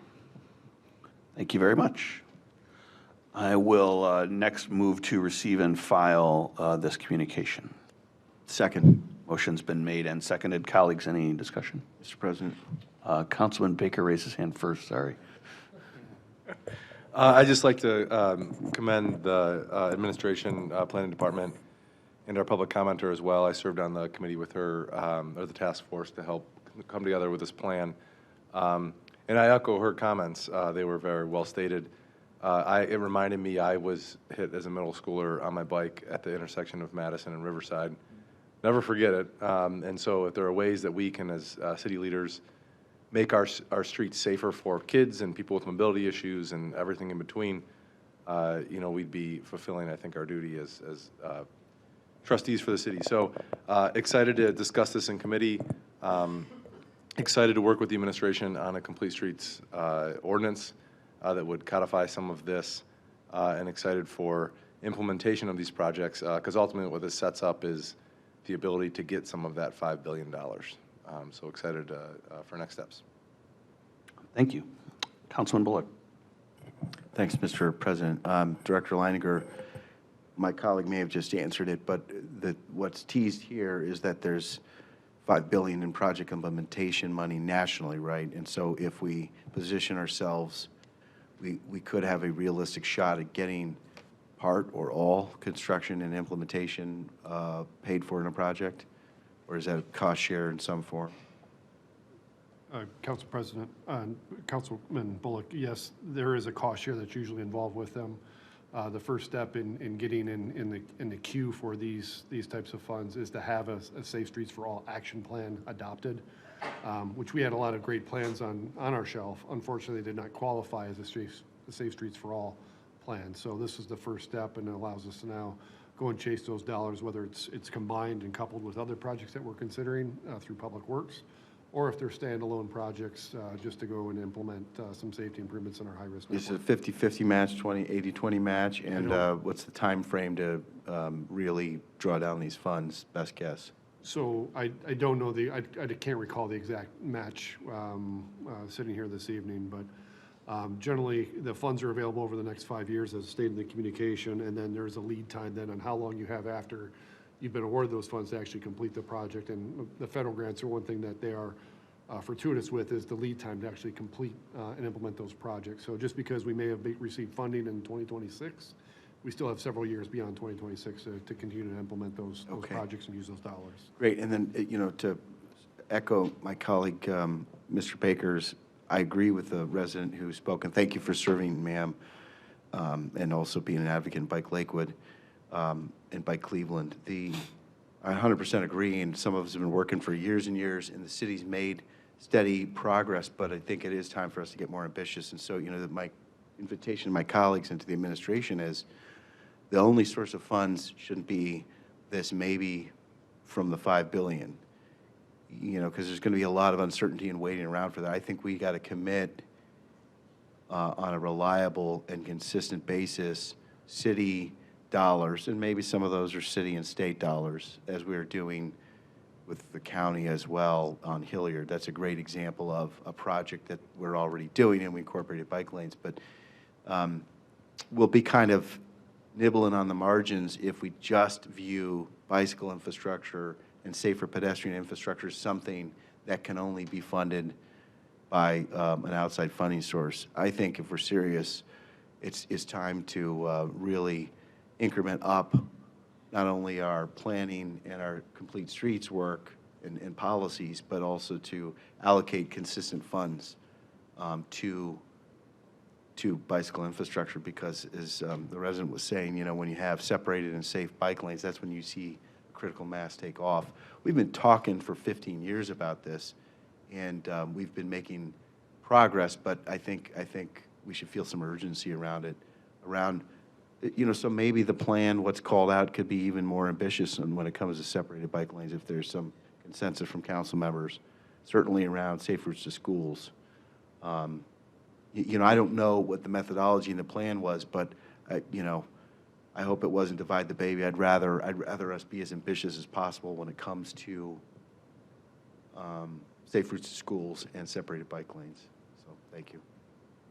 Thank you, Councilman. Director Leininger, my political life may be flashing before my eyes at the moment, but over the years, many discussions about traffic calming and the like, and traffic data being collected in order to implement things like that. Is that something preemptively we could be working on to prepare for some of this work, to have that data in the problem areas where we want to affect the most change, i.e., tracking traffic speeds more so than we might have otherwise, or accident data, or whatever the case may be? So having that data, yes, is very important. One of the great things, or one of the many benefits of these two plans, particularly in the case of the Safe Streets for All Action Plan, is it finally, for the first time, pulled all that data into a singular document and then mapped that all out for us, so now that we can identify. There's a lot of reference to our high-risk network. So where are those intersections that are having the most issues, and how do we go and prioritize them and address them?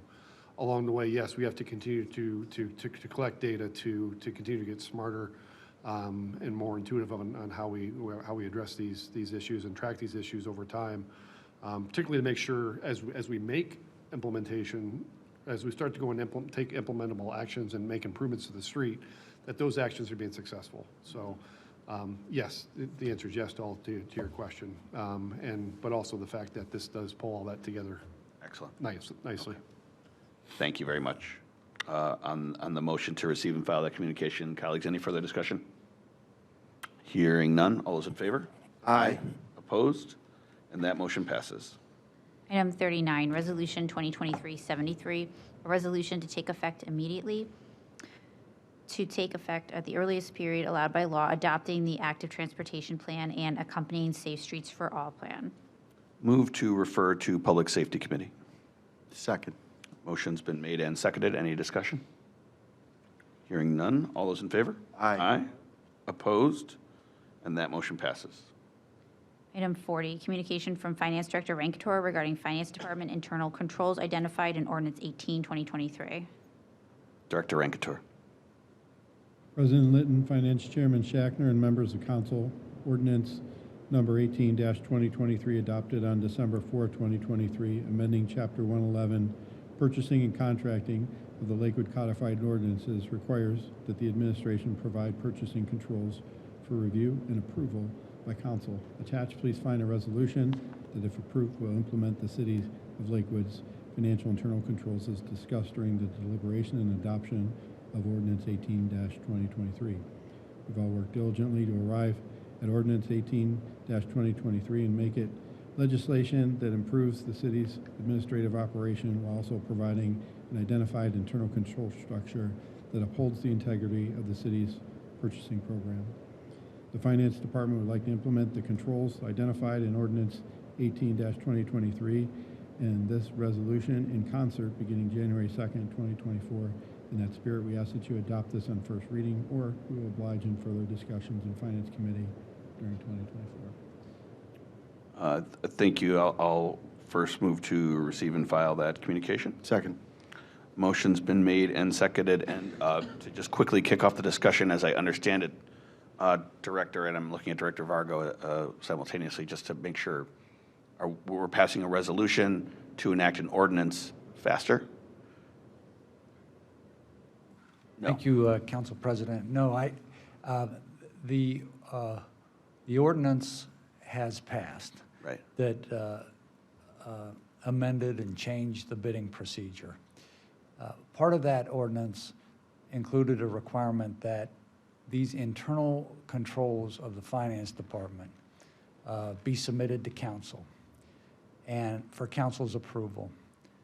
And to the extent they're ever changed, that would also go to council. The ordinance provided that an outline of the internal controls would be provided to council for council's review and approval. But the ordinance was passed. Thank you. Understood. Thank you.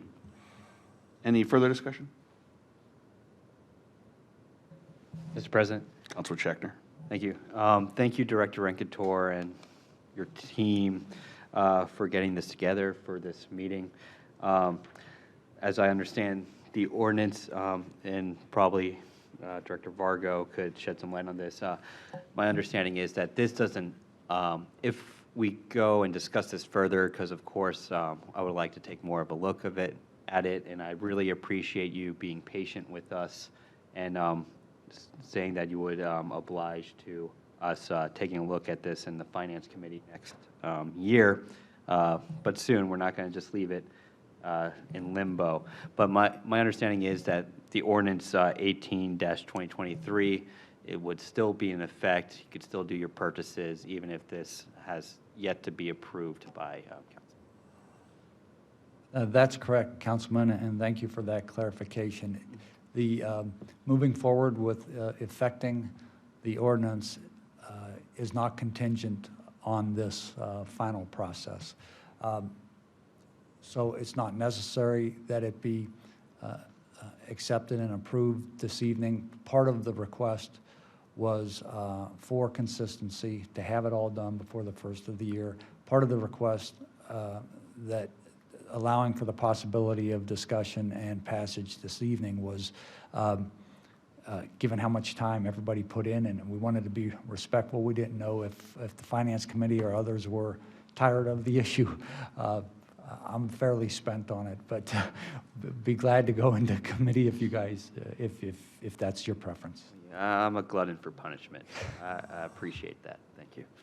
All right. Any further discussion on the motion to receive and file? Yeah, Mr. President. Councilman Bullock. Can I just clarify? So Councilman Schachtner, you were saying what's in effect, the underlying ordinance or these financial controls, even unless and until there was some different motion by council? Mr. President. Action by council?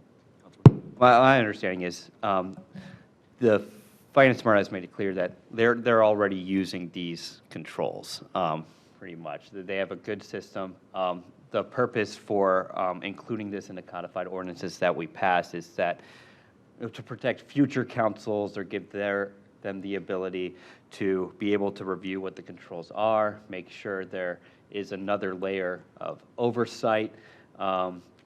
And so it really is just giving council an opportunity, further opportunity to review and discuss what those internal controls are, because we're relinquishing a certain power by. So if City Council were not to act tonight, your interpretation is that there's not a gap in coverage of financial policies and procedures. They're in place. It's just that this final step of council oversight and the public transparency is still pending. Is that what you're saying? Yes, this would make those controls official and kind of freeze them in place. Understood. Okay. Yes. And thanks, Mr. President. So my thought is we could act immediately, or I certainly am willing to keep working on it in Finance Committee. The people I'd love to get the feedback from is the Audit Committee, which has a bunch of accountants and financial auditors who would have a working experience with and maybe the ability to evaluate with a fine-tooth comb the drafting of these. And I expect that they would be small perfecting feedback or just a healthy discussion to say, we appreciate the logic behind the finance department has already put together. So however that might happen, that's just a thought I wanted to. I would welcome inviting them. I wouldn't refer it to the audit committee for the review. But what I think, just to telegraph some of the discussion that would take place, I think I would be interested in exactly.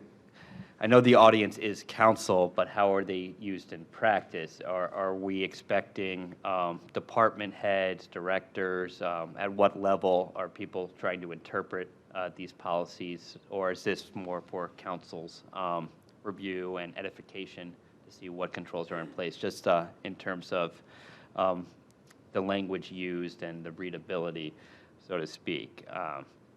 But that's just some of the discussion that will likely take place in terms of this. Thank you. On the motion to receive and file, any further discussion? Hearing none. All those in favor? Aye. Opposed?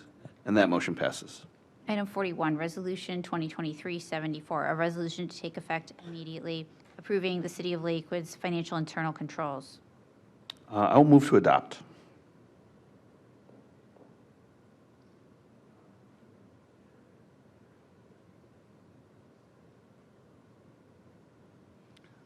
Sure, I think I just read in the communication that there was a preference to adopt, and so that's where my head was at, but if there, I don't know if there's a second or not, so.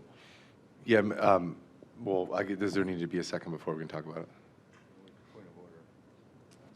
It could be points of order, but if there's no second, then the motion dies. I wouldn't lose sleep over it. All right.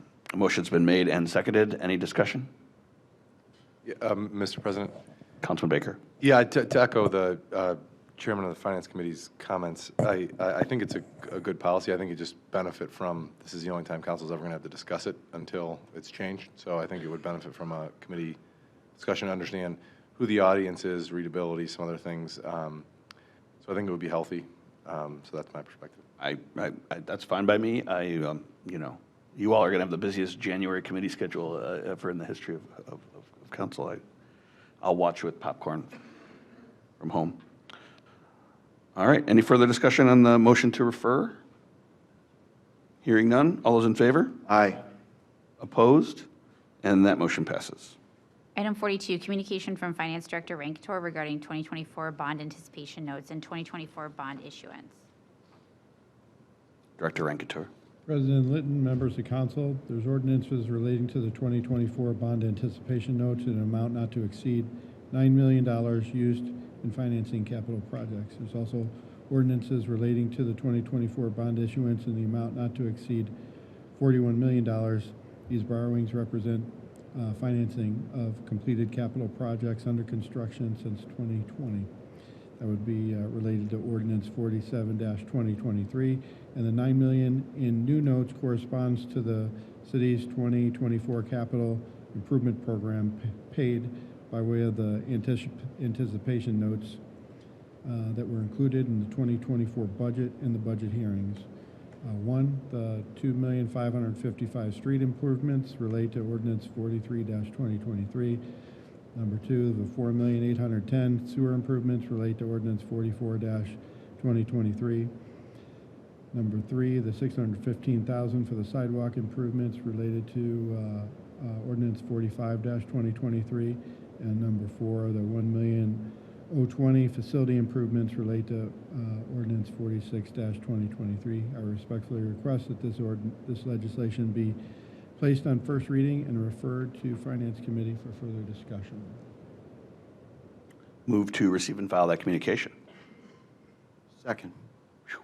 Motion's been made and seconded. Any discussion? Hearing none. All those in favor? Aye. Opposed? And that motion passes. And I'd like to next move to suspend our rules and read items 43 through 47 concurrently. Second. Motion's made and seconded. Any discussion? Hearing none. All those in favor? Aye. Aye. Roll call. Oh, roll call vote. Sorry about that. Baker? Yes. Bullock? Yes. Litton. Yes. Marks. Rader. Yes. Schachner. And that motion passes. Item 43, ordinance 43, 2023. An ordinance to take effect immediately authorizing the issuance of notes in the amount of not to exceed $2.5 million in anticipation of the issuance of bonds to pay costs of improving Bunce Road, Crest Lane, Gill Avenue, Onondaga Avenue, Wayne Avenue, and Webb Road, and other streets located within the city between certain termini by resurfacing and replacing concrete, together with all necessary appurtenances thereto, and approving related matters and declaring an emergency. Item 44, ordinance 44, 2023. An ordinance to take effect immediately, authorizing the issuance of notes in anticipation of issuance of bonds to pay costs of designing, engineering, constructing sewer improvements, together with all necessary appurtenances to, and approving related matters. Item 45, ordinance 45, 2023. An ordinance to take effect immediately, authorizing the issuance of notes in an amount not to exceed $615,000 in anticipation of the issuance of bonds to pay costs of improving sidewalks within the city and approving related matters. Item 46, ordinance 46, 2023. An ordinance to take effect immediately, authorizing the issuance of notes in the amount not to exceed $1,020,000 in anticipation of the issuance of bonds to pay costs of constructing a refuse recycling facility, renovating refuse truck parking facility, replacing or improving the roofs of public buildings, including the municipal facilities garage, improving the sites thereof, including infrastructure improvements, together with all necessary appurtenances thereto, and approving related matters.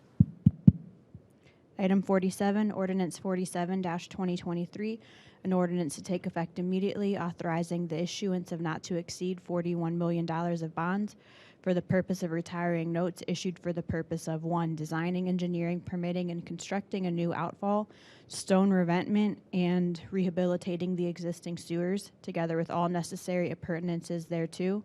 2, improving and reconstructing the city's recycling facility. 3, improving the city's jail. 4, improving sidewalks within the city. 5, replacing or improving the roof of the Public Works garage and other buildings, together with all necessary appurtenances thereto. 6, improving heating, ventilation, and air conditioning systems in various city facilities, including the municipal utilities garage, wastewater treatment plant, women's club pavilion, and city hall. 7, improving Detroit Road, Hilliard Road, and other streets located within the city between certain termini by resurfacing and replacing concrete, together with all necessary appurtenances thereto. 8, designing, engineering, and constructing water improvements, together with all necessary appurtenances thereto. 6, improving parks within the city, including Foster Pool and other improvements, together with all necessary appurtenances thereto. 10, improving Hilliard Road and other streets located within the city between certain termini by resurfacing and replacing concrete, together with all necessary appurtenances thereto. 11, designing, engineering, and constructing sewer improvements, together with all necessary appurtenances thereto. 12, constructing a refuse recycling facility, an animal shelter, renovating refuse truck parking facility, replacing or improving the roofs of public buildings, including the municipal facilities garage, improving the sites thereof, including infrastructure improvements, together with all necessary appurtenances thereto. 13, improving parks within the city, including Foster Pool, Lakewood Park, and other park improvements, together with all necessary appurtenances too. 14, improving sidewalks within the city. And 15, improving Arthur Avenue, Lakeland Avenue, Olivewood Avenue, Esther Avenue, Roycroft Avenue, Wyandotte Avenue, and other streets located within the city between certain termini by resurfacing and replacing concrete, together with all necessary appurtenances thereto, approving related matters in connection with the issuance of the bonds. I wondered why Danielle was only taking one, but now I understand. Let's move to refer items 43 through 47 to Finance Committee. Second. Motion's been made and seconded. Any discussion? Hearing none. All those in favor? Aye. Opposed? And that motion passes. And I think we have one lingering piece to cover. Item 27, Resolution 2023-71, a resolution to commend John Litton for his exemplary public service as a member of Lakewood City Council. Mr. President, could we depart from our normal practice and ask the clerk to read the full ordinance, or at least all the whereas clauses, and maybe through section 2? Sure.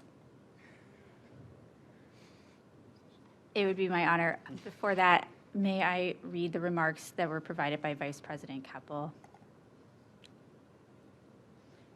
These are directly from Vice President Keppel's words. Dear President Litton and colleagues, words cannot express how sorry I am to miss tonight's meeting. Given his penchant for sports references, I told President Litton that my attendance would be a game time decision, but I realized this afternoon I would have to be a scratch. I am grateful that I have had the opportunity to serve with and learn under John. He has consistently set the example for us of making the best Lakewood decision, the decision that he believes to be the best for his constituents in the city that we all love, regardless of political gain, ego, or personal feelings. Council presidents don't always see themselves as part of a leadership team, but John has graciously made room for my voice, given me opportunities to be part of decision-making, and knowing that he would be moving on position council for a smooth transition. John, though I know we'll be seeing continued great things from you, we'll miss you on council. Thank you for your service and leadership, my friend. I'd like to thank Clerk Bach for her help in crafting this resolution, and in a moment ask her to read the whereas clauses, which note how John Litton has dedicated his professional elected career to public service and highlight some of his accomplishments over his 8 years on council. I hope that you'll adopt this resolution and join me in celebrating our colleague, thanking him for his service to Lakewood and wishing him well. So, per the wishes of the Vice President and Councilman Bullock, I shall read. Whereas as the result of many years of community engagement, including service to athletic, faith, and civic causes, John Litton was elected by the people of Ward 3 to serve as their representative on Lakewood City Council in November 2015 and again in 2019. And whereas as a testament to Mr. Litton's collegial and cooperative approach, he was unanimously elected by his colleagues to the position of Vice President of Council in 2020, where circumstances required him to help ensure the continuation of city governance through a historic global pandemic. And whereas Mr. Litton was unanimously elected by City Council to the position of President in 2022, where he led the process to appropriate over $3 million of ARPA funds on projects to address community needs. And whereas bringing to bear his years of experience in social services and nonprofit leadership, Mr. Litton served as chair of Council's Health and Human Services Committee from 2018 to 2021, where he successfully championed local Tobacco 21 legislation that helped pave the way for the broader statewide policy that was later enacted. And whereas Mr. Litton's service to the city has been characterized by collaboration, integrity, kindness, and sports references, all of which he employed when pursuing his priorities, such as community building through block clubs, traffic calming, and quality of life improvements for residents. And whereas after 8 years serving the city he loves, Mr. Litton did not seek re-election in 2023, instead gracefully stepping aside to empower a successor with the opportunity to lead. Move to adopt. Second. Motion's been made and seconded. Any discussion? Mr. President, the, Jump in. Go. okay, thank you. So this is a well-written, somehow I've lost power here. It's a well-written resolution. Screens are, You read it. See, we went so long that we, yeah. So we can manage without the display if we need to. So this is well-written, and it summarizes your character and your long service and your many accomplishments as you look back on it. It misses one more at least, which is that you're the hero of curbs across Lakewood everywhere. I know you've been a ferocious champion of Ward 3 streets in neighborhood block clubs and crossings, and also residents who get appointed to boards and commissions. But you know, it was you, if my memory serves, who put for the first time through the council budget priorities process on the list of possibilities curb repair, which we had not been doing for years and years prior to you arriving. And it's to this extent now that Director Gordon doesn't want to move forward with the resurfacing street without paving and repairing the curbs, and good on you for getting that established. You know, and I say that with a little humor, but that's a perfect example of how attention to detail, responsiveness to residents, and doing our jobs thoroughly adds up over time to make our neighborhoods better, our city better. I also want to point out that you served during, with a number of us, during the very trying fire of the Lakewood Hospital decision, and I thought you served with integrity, honesty, and for the long foresight involved with a responsible decision. Well, with making a decision that was responsible on behalf of the community, and so that's not to be forgotten either. So thank you for being a colleague for all these years, and for being collegial and professional at all times. You've been a real leader, and we're going to miss. I'm going to miss working with you. Thank you. I'll jump in. John, Council President, it's been an honor, I echo everything's been said, but you've been a great Council President, but I've served with you now 6 of your 8 years, and we were council buddies. You sat where Tom sat here not too long ago, and for the first few years, you provided some, I think, really good guidance for a young councilman who was chomping at the bit and ready to get moving, and every time I would, after the meeting, we'd run into each other, or you'd say, "Hey, good job," or I'd say, "Did I go too far? Did I screw that up?" And you'd be like, "No, you said what you had to say. I appreciate it." So those words really stuck with me. You really helped shape, I think, who I am as a council member today, just by those little guiding, kind of fatherly, wisdomly things, and I really did appreciate that. Of course, I've had many amazing colleagues that we've served with who's also helped, but you'll always stay with me. And I think whatever I do in leadership in the future or wherever I end up, I think some of your words of wisdom and your encouragement will stick with me. And I just wanted to say thank you and appreciate that. So we're going down here. So I'll say you can tell a lot about a man on where he spends his time. And Council President, you've literally devoted your life to nonprofit service and service of others in government. And I don't think there can be a better testament to your values than how you spend your time. And you've done it in a way that I don't think I've ever seen you get upset. I don't think I've ever seen you raise your voice, treat people with respect. And I don't know if you remember this. I remember the first time I met you was Lakewood Democratic Club summer supper at Clifton Club. My wife and you were in Bridge Builders together, and you came up and introduced yourself. And she was like, "There's this guy that, loves Lakewood just like you do, but he went to Ed's." And I was like, "Ugh, I don't know if I like that." But what I will say is you represent the best of that institution, which is service to others, and the religious nature behind it. And while I don't like their sports teams, I respect the output if this is what we get. So it's been an honor serving with you. And Lakewood is in the position it is today, and I say this a lot.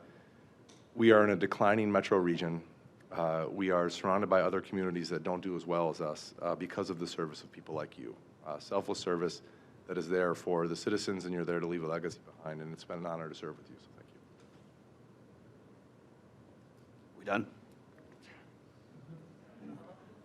Side of the room. So, Council President Litton, I have to tell you that it was an honor working with you when I last served on council through that difficult, trying time of closing the hospital. And I know you and I both felt very strongly about the hospital and hated to see it close, but knew that it was in the best interest of the city in the long run. And I agree what council members have said before. You really are a commitment of service to the community and to others. So Eds did you well. They taught you well. And I know that your mother's very proud of you, and I know that your dad is looking down at you with great pride. I know you're committed to your family, committed to your community, and committed to the nonprofit work that you do. I know you will continue to serve others. I hope you stay in Lakewood, and I hope you continue to serve us in other ways. But it's great getting to know you. I consider you a friend.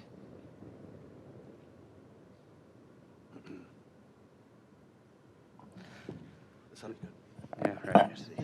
Mr. President, with your retirement, I think now the longest serving Lakewood resident, I think may go to either Mr. Baker or Ms. Marks. Come here in the 80s? Well, I mean, not serving, like living. Like, yeah, let's see, from 80s. We was born in the 80s.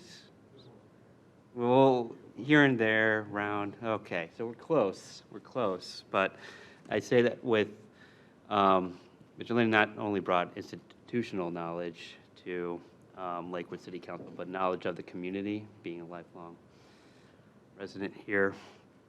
And I really always admired his focus on the block clubs and bringing those together, really. And also, the start of the traffic calming pilot project and really moving that to the finish line in Marlow and being there for residents, guiding them through the process, being there at the meetings on the side of the street, talking to people. And I think that has been a pattern in John's service, is that it's always been empowering others, not himself.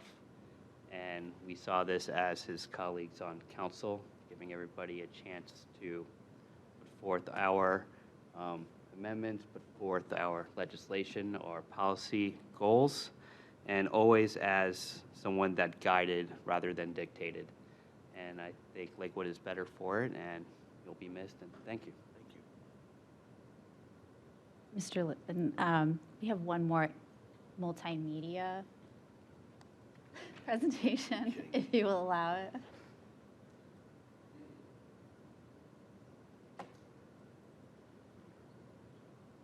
Oh, man. You're gonna have to Is it possible to look older when I was?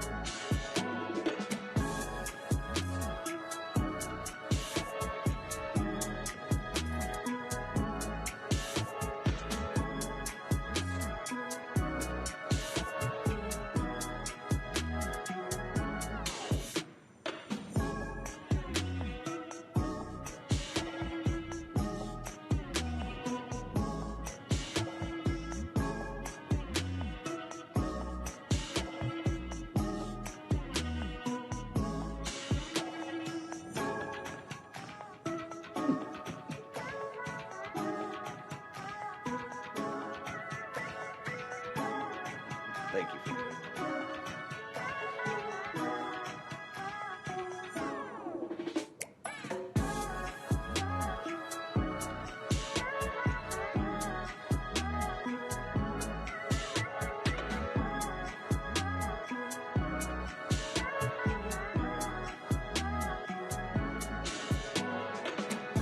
No, that's okay. Well, thank you for that.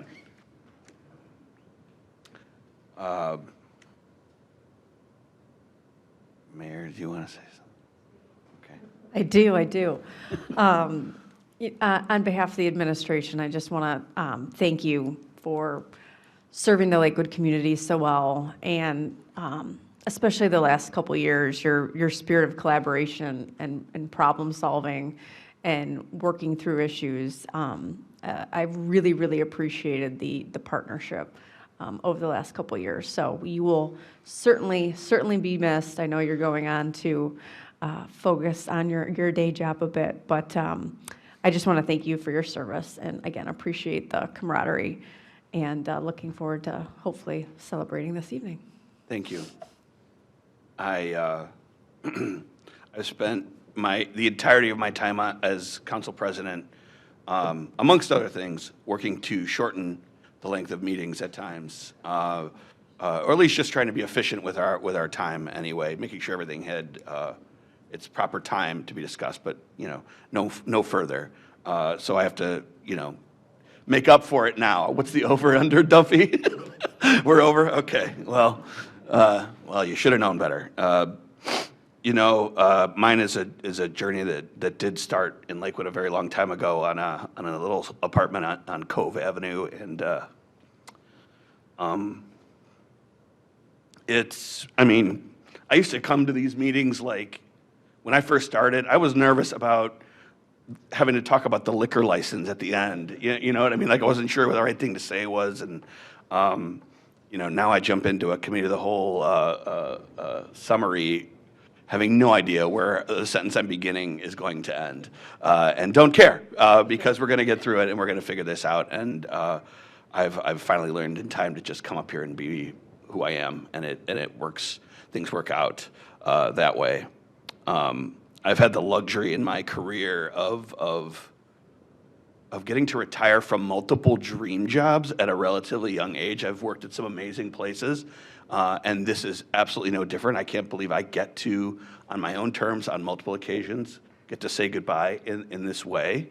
I can't believe the amazing people that I've gotten to work with over this time. You will not see a laundry list of legislative achievements over the last 8 years through me. I have very much preferred to, as some have said, and I appreciate it, work collaboratively, work towards what the residents bring to us, what you as my colleagues bring to us, and things like that in order to forward what's best for Lakewood together, as opposed to, me being a single issue council member or whatever the case may be. We did pass the 21 and over legislation that was important to me. My father passed from lung cancer, and that was something that I felt like we needed to do. I also,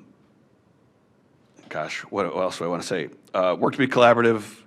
I stress a mantra I constantly have, and I've already said a few times tonight, is that the perfect is the enemy of the good. And if we are too idealistic on things going forward and not collaborative, that's where we butt heads and don't get a whole lot done when we have a form of government like ours, like we're blessed to have. So I stress that. And I'll also add that, specific praise goes a long way. Tristan touched on it a little bit, but to be able to give each other exactly how you feel about them and what you think they've done well is so much more memorable than, a pat on the back or a good job or whatever the case would be. Who remembers the last time you were told good job? I don't. But you do remember the last time someone really made you feel like you meant something and that you made a difference. So I appreciate all the specific praise tonight as I walk out the door. I've also served with some amazing people who aren't here tonight. All of you, whether here or not, have taught me something. I want to congratulate Cindy Strabig on her victory. I'm so excited to see what you're going to accomplish in Ward 3 for the people of Ward 3. They are amazing people, of course. They're thoughtful, they're passionate. You also have 2 amazing high schools in your ward. You also have the hospital site that will take some work and is something eventually that will come to fruition. You got some great businesses and just an all-around great place to call home. So I'm so thankful that you were so willing to accept the mantle of leadership for the people of Ward 3. To the council staff, especially to Maureen, there was talk during our processes over the past several months about needing more policy work within our council office, and I just have to say that, to use a sports analogy, we have a policy and legislative all-star team of people that can really do some amazing things and really help make our council look like it, not only look like it, but help us all be our best selves and do what we need to do for the people of Lakewood. Cindy, I so much enjoyed our time both, your first time on council, especially in going through those fires as you discussed. I've appreciated even up to minutes before our meeting tonight, talking collaboratively about how we were going to make this parking lot happen too. And you've always been a team player, and I appreciate that. And it's fun to watch you get to do it as a ward council person now, and get to work in a more focused way for the people of Ward 4. Jason, you've also been a team player, and I would add someone who makes space as a white male for people who are not so. And you do that very intentionally in a way that I think is exemplary to all of us. Tom, you were one of the first people that that listened to me when I had this crazy idea of ever being on city council. And you took the time to sit with me, I think at Caribou Coffee, which doesn't exist anymore, a long, long time ago, to tell me what I needed to do and didn't need to do. And you were so thoughtful and intentional in sitting with me then. I applied for council. There were 2 spots open, and I didn't get either one of them. And you said, you know, the real ones are the ones who do it the right way and run. And very few people who applied and didn't get in ran. And you encouraged me to do so, and somehow or another supported me through that, and I will be forever grateful for your thoughtfulness there. You have a great political mind that certainly helped me, and I know has helped others to grow in their careers. Tristan, you hit the nail on the head with your comments. You replaced a friend of mine when you came onto council. And we sat next to each other and all those things that I love Ryan Allen as well and loved working with him. But you came in with an open mind and so did I, and it all worked out because of that, just being open-minded. And not looking at purely in terms of being idealistic about things and just how we could work together and be collaborative and just learn from each other in whatever way possible. Kyle, I think you're brilliant. I'm so excited you're on council with us and that you can lend voice very quickly as a new council member to a lot of the work that we're doing and help inform the work that we're doing swiftly. You just know what you're doing. It sounds like saying compliment is to someone's detriment or something, but you are so competent, so incredibly competent at what you do and what you say. Surgical in how you operate, and I'm so thankful to have that on council now and of course going forward. Mayor, it's been a pleasure to work with you as well. I do think we've been able to work well together to get some things done. Sometimes that's been full of challenges and difficult conversations and all those sorts of things. And I think we both learned from each other to be able to help the people of Lakewood wherever possible. I do have I have to be the head honcho in my day job, and so I have an element of care for the person who has to wear that crown sometimes. It's not always easy. And leadership is one of the most often observed and least understood phenomena on earth. Everybody sees their people in charge all the time, and they don't get what it's like to have that job. They just don't.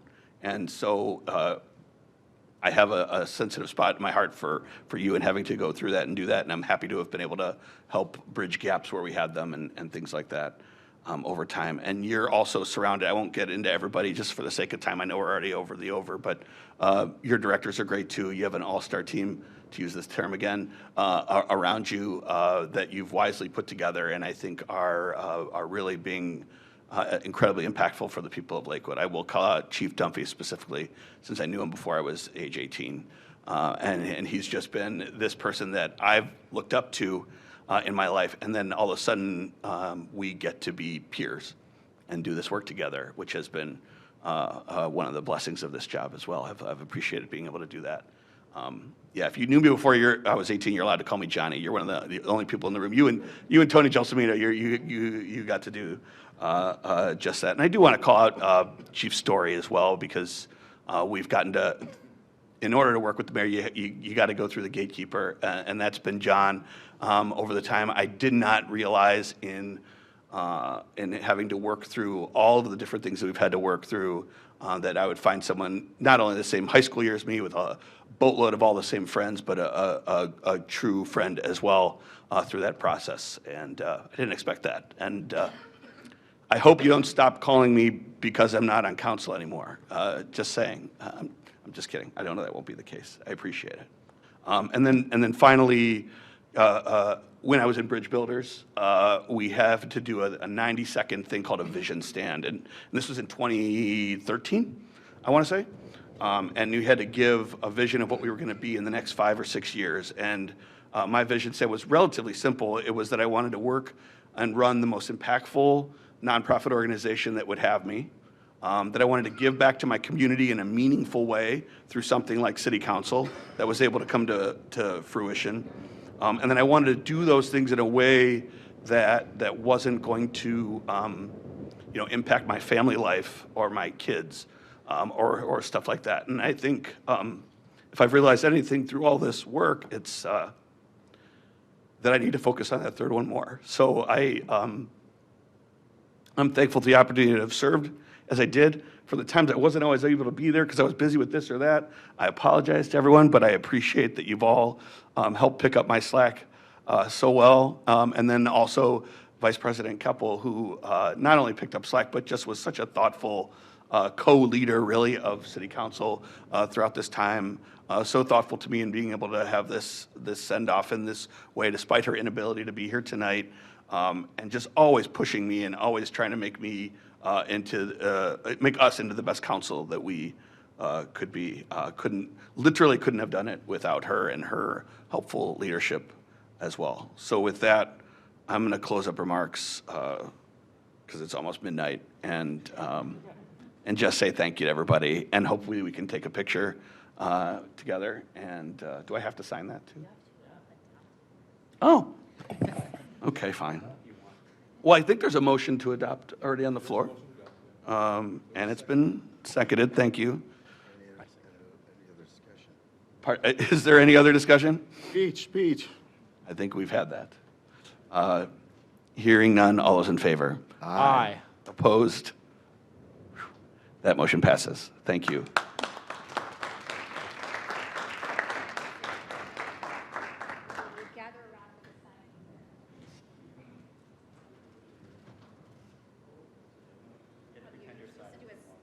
Oh, was I supposed to have? We're going to take a picture. We're taking a picture of me saying? Yeah.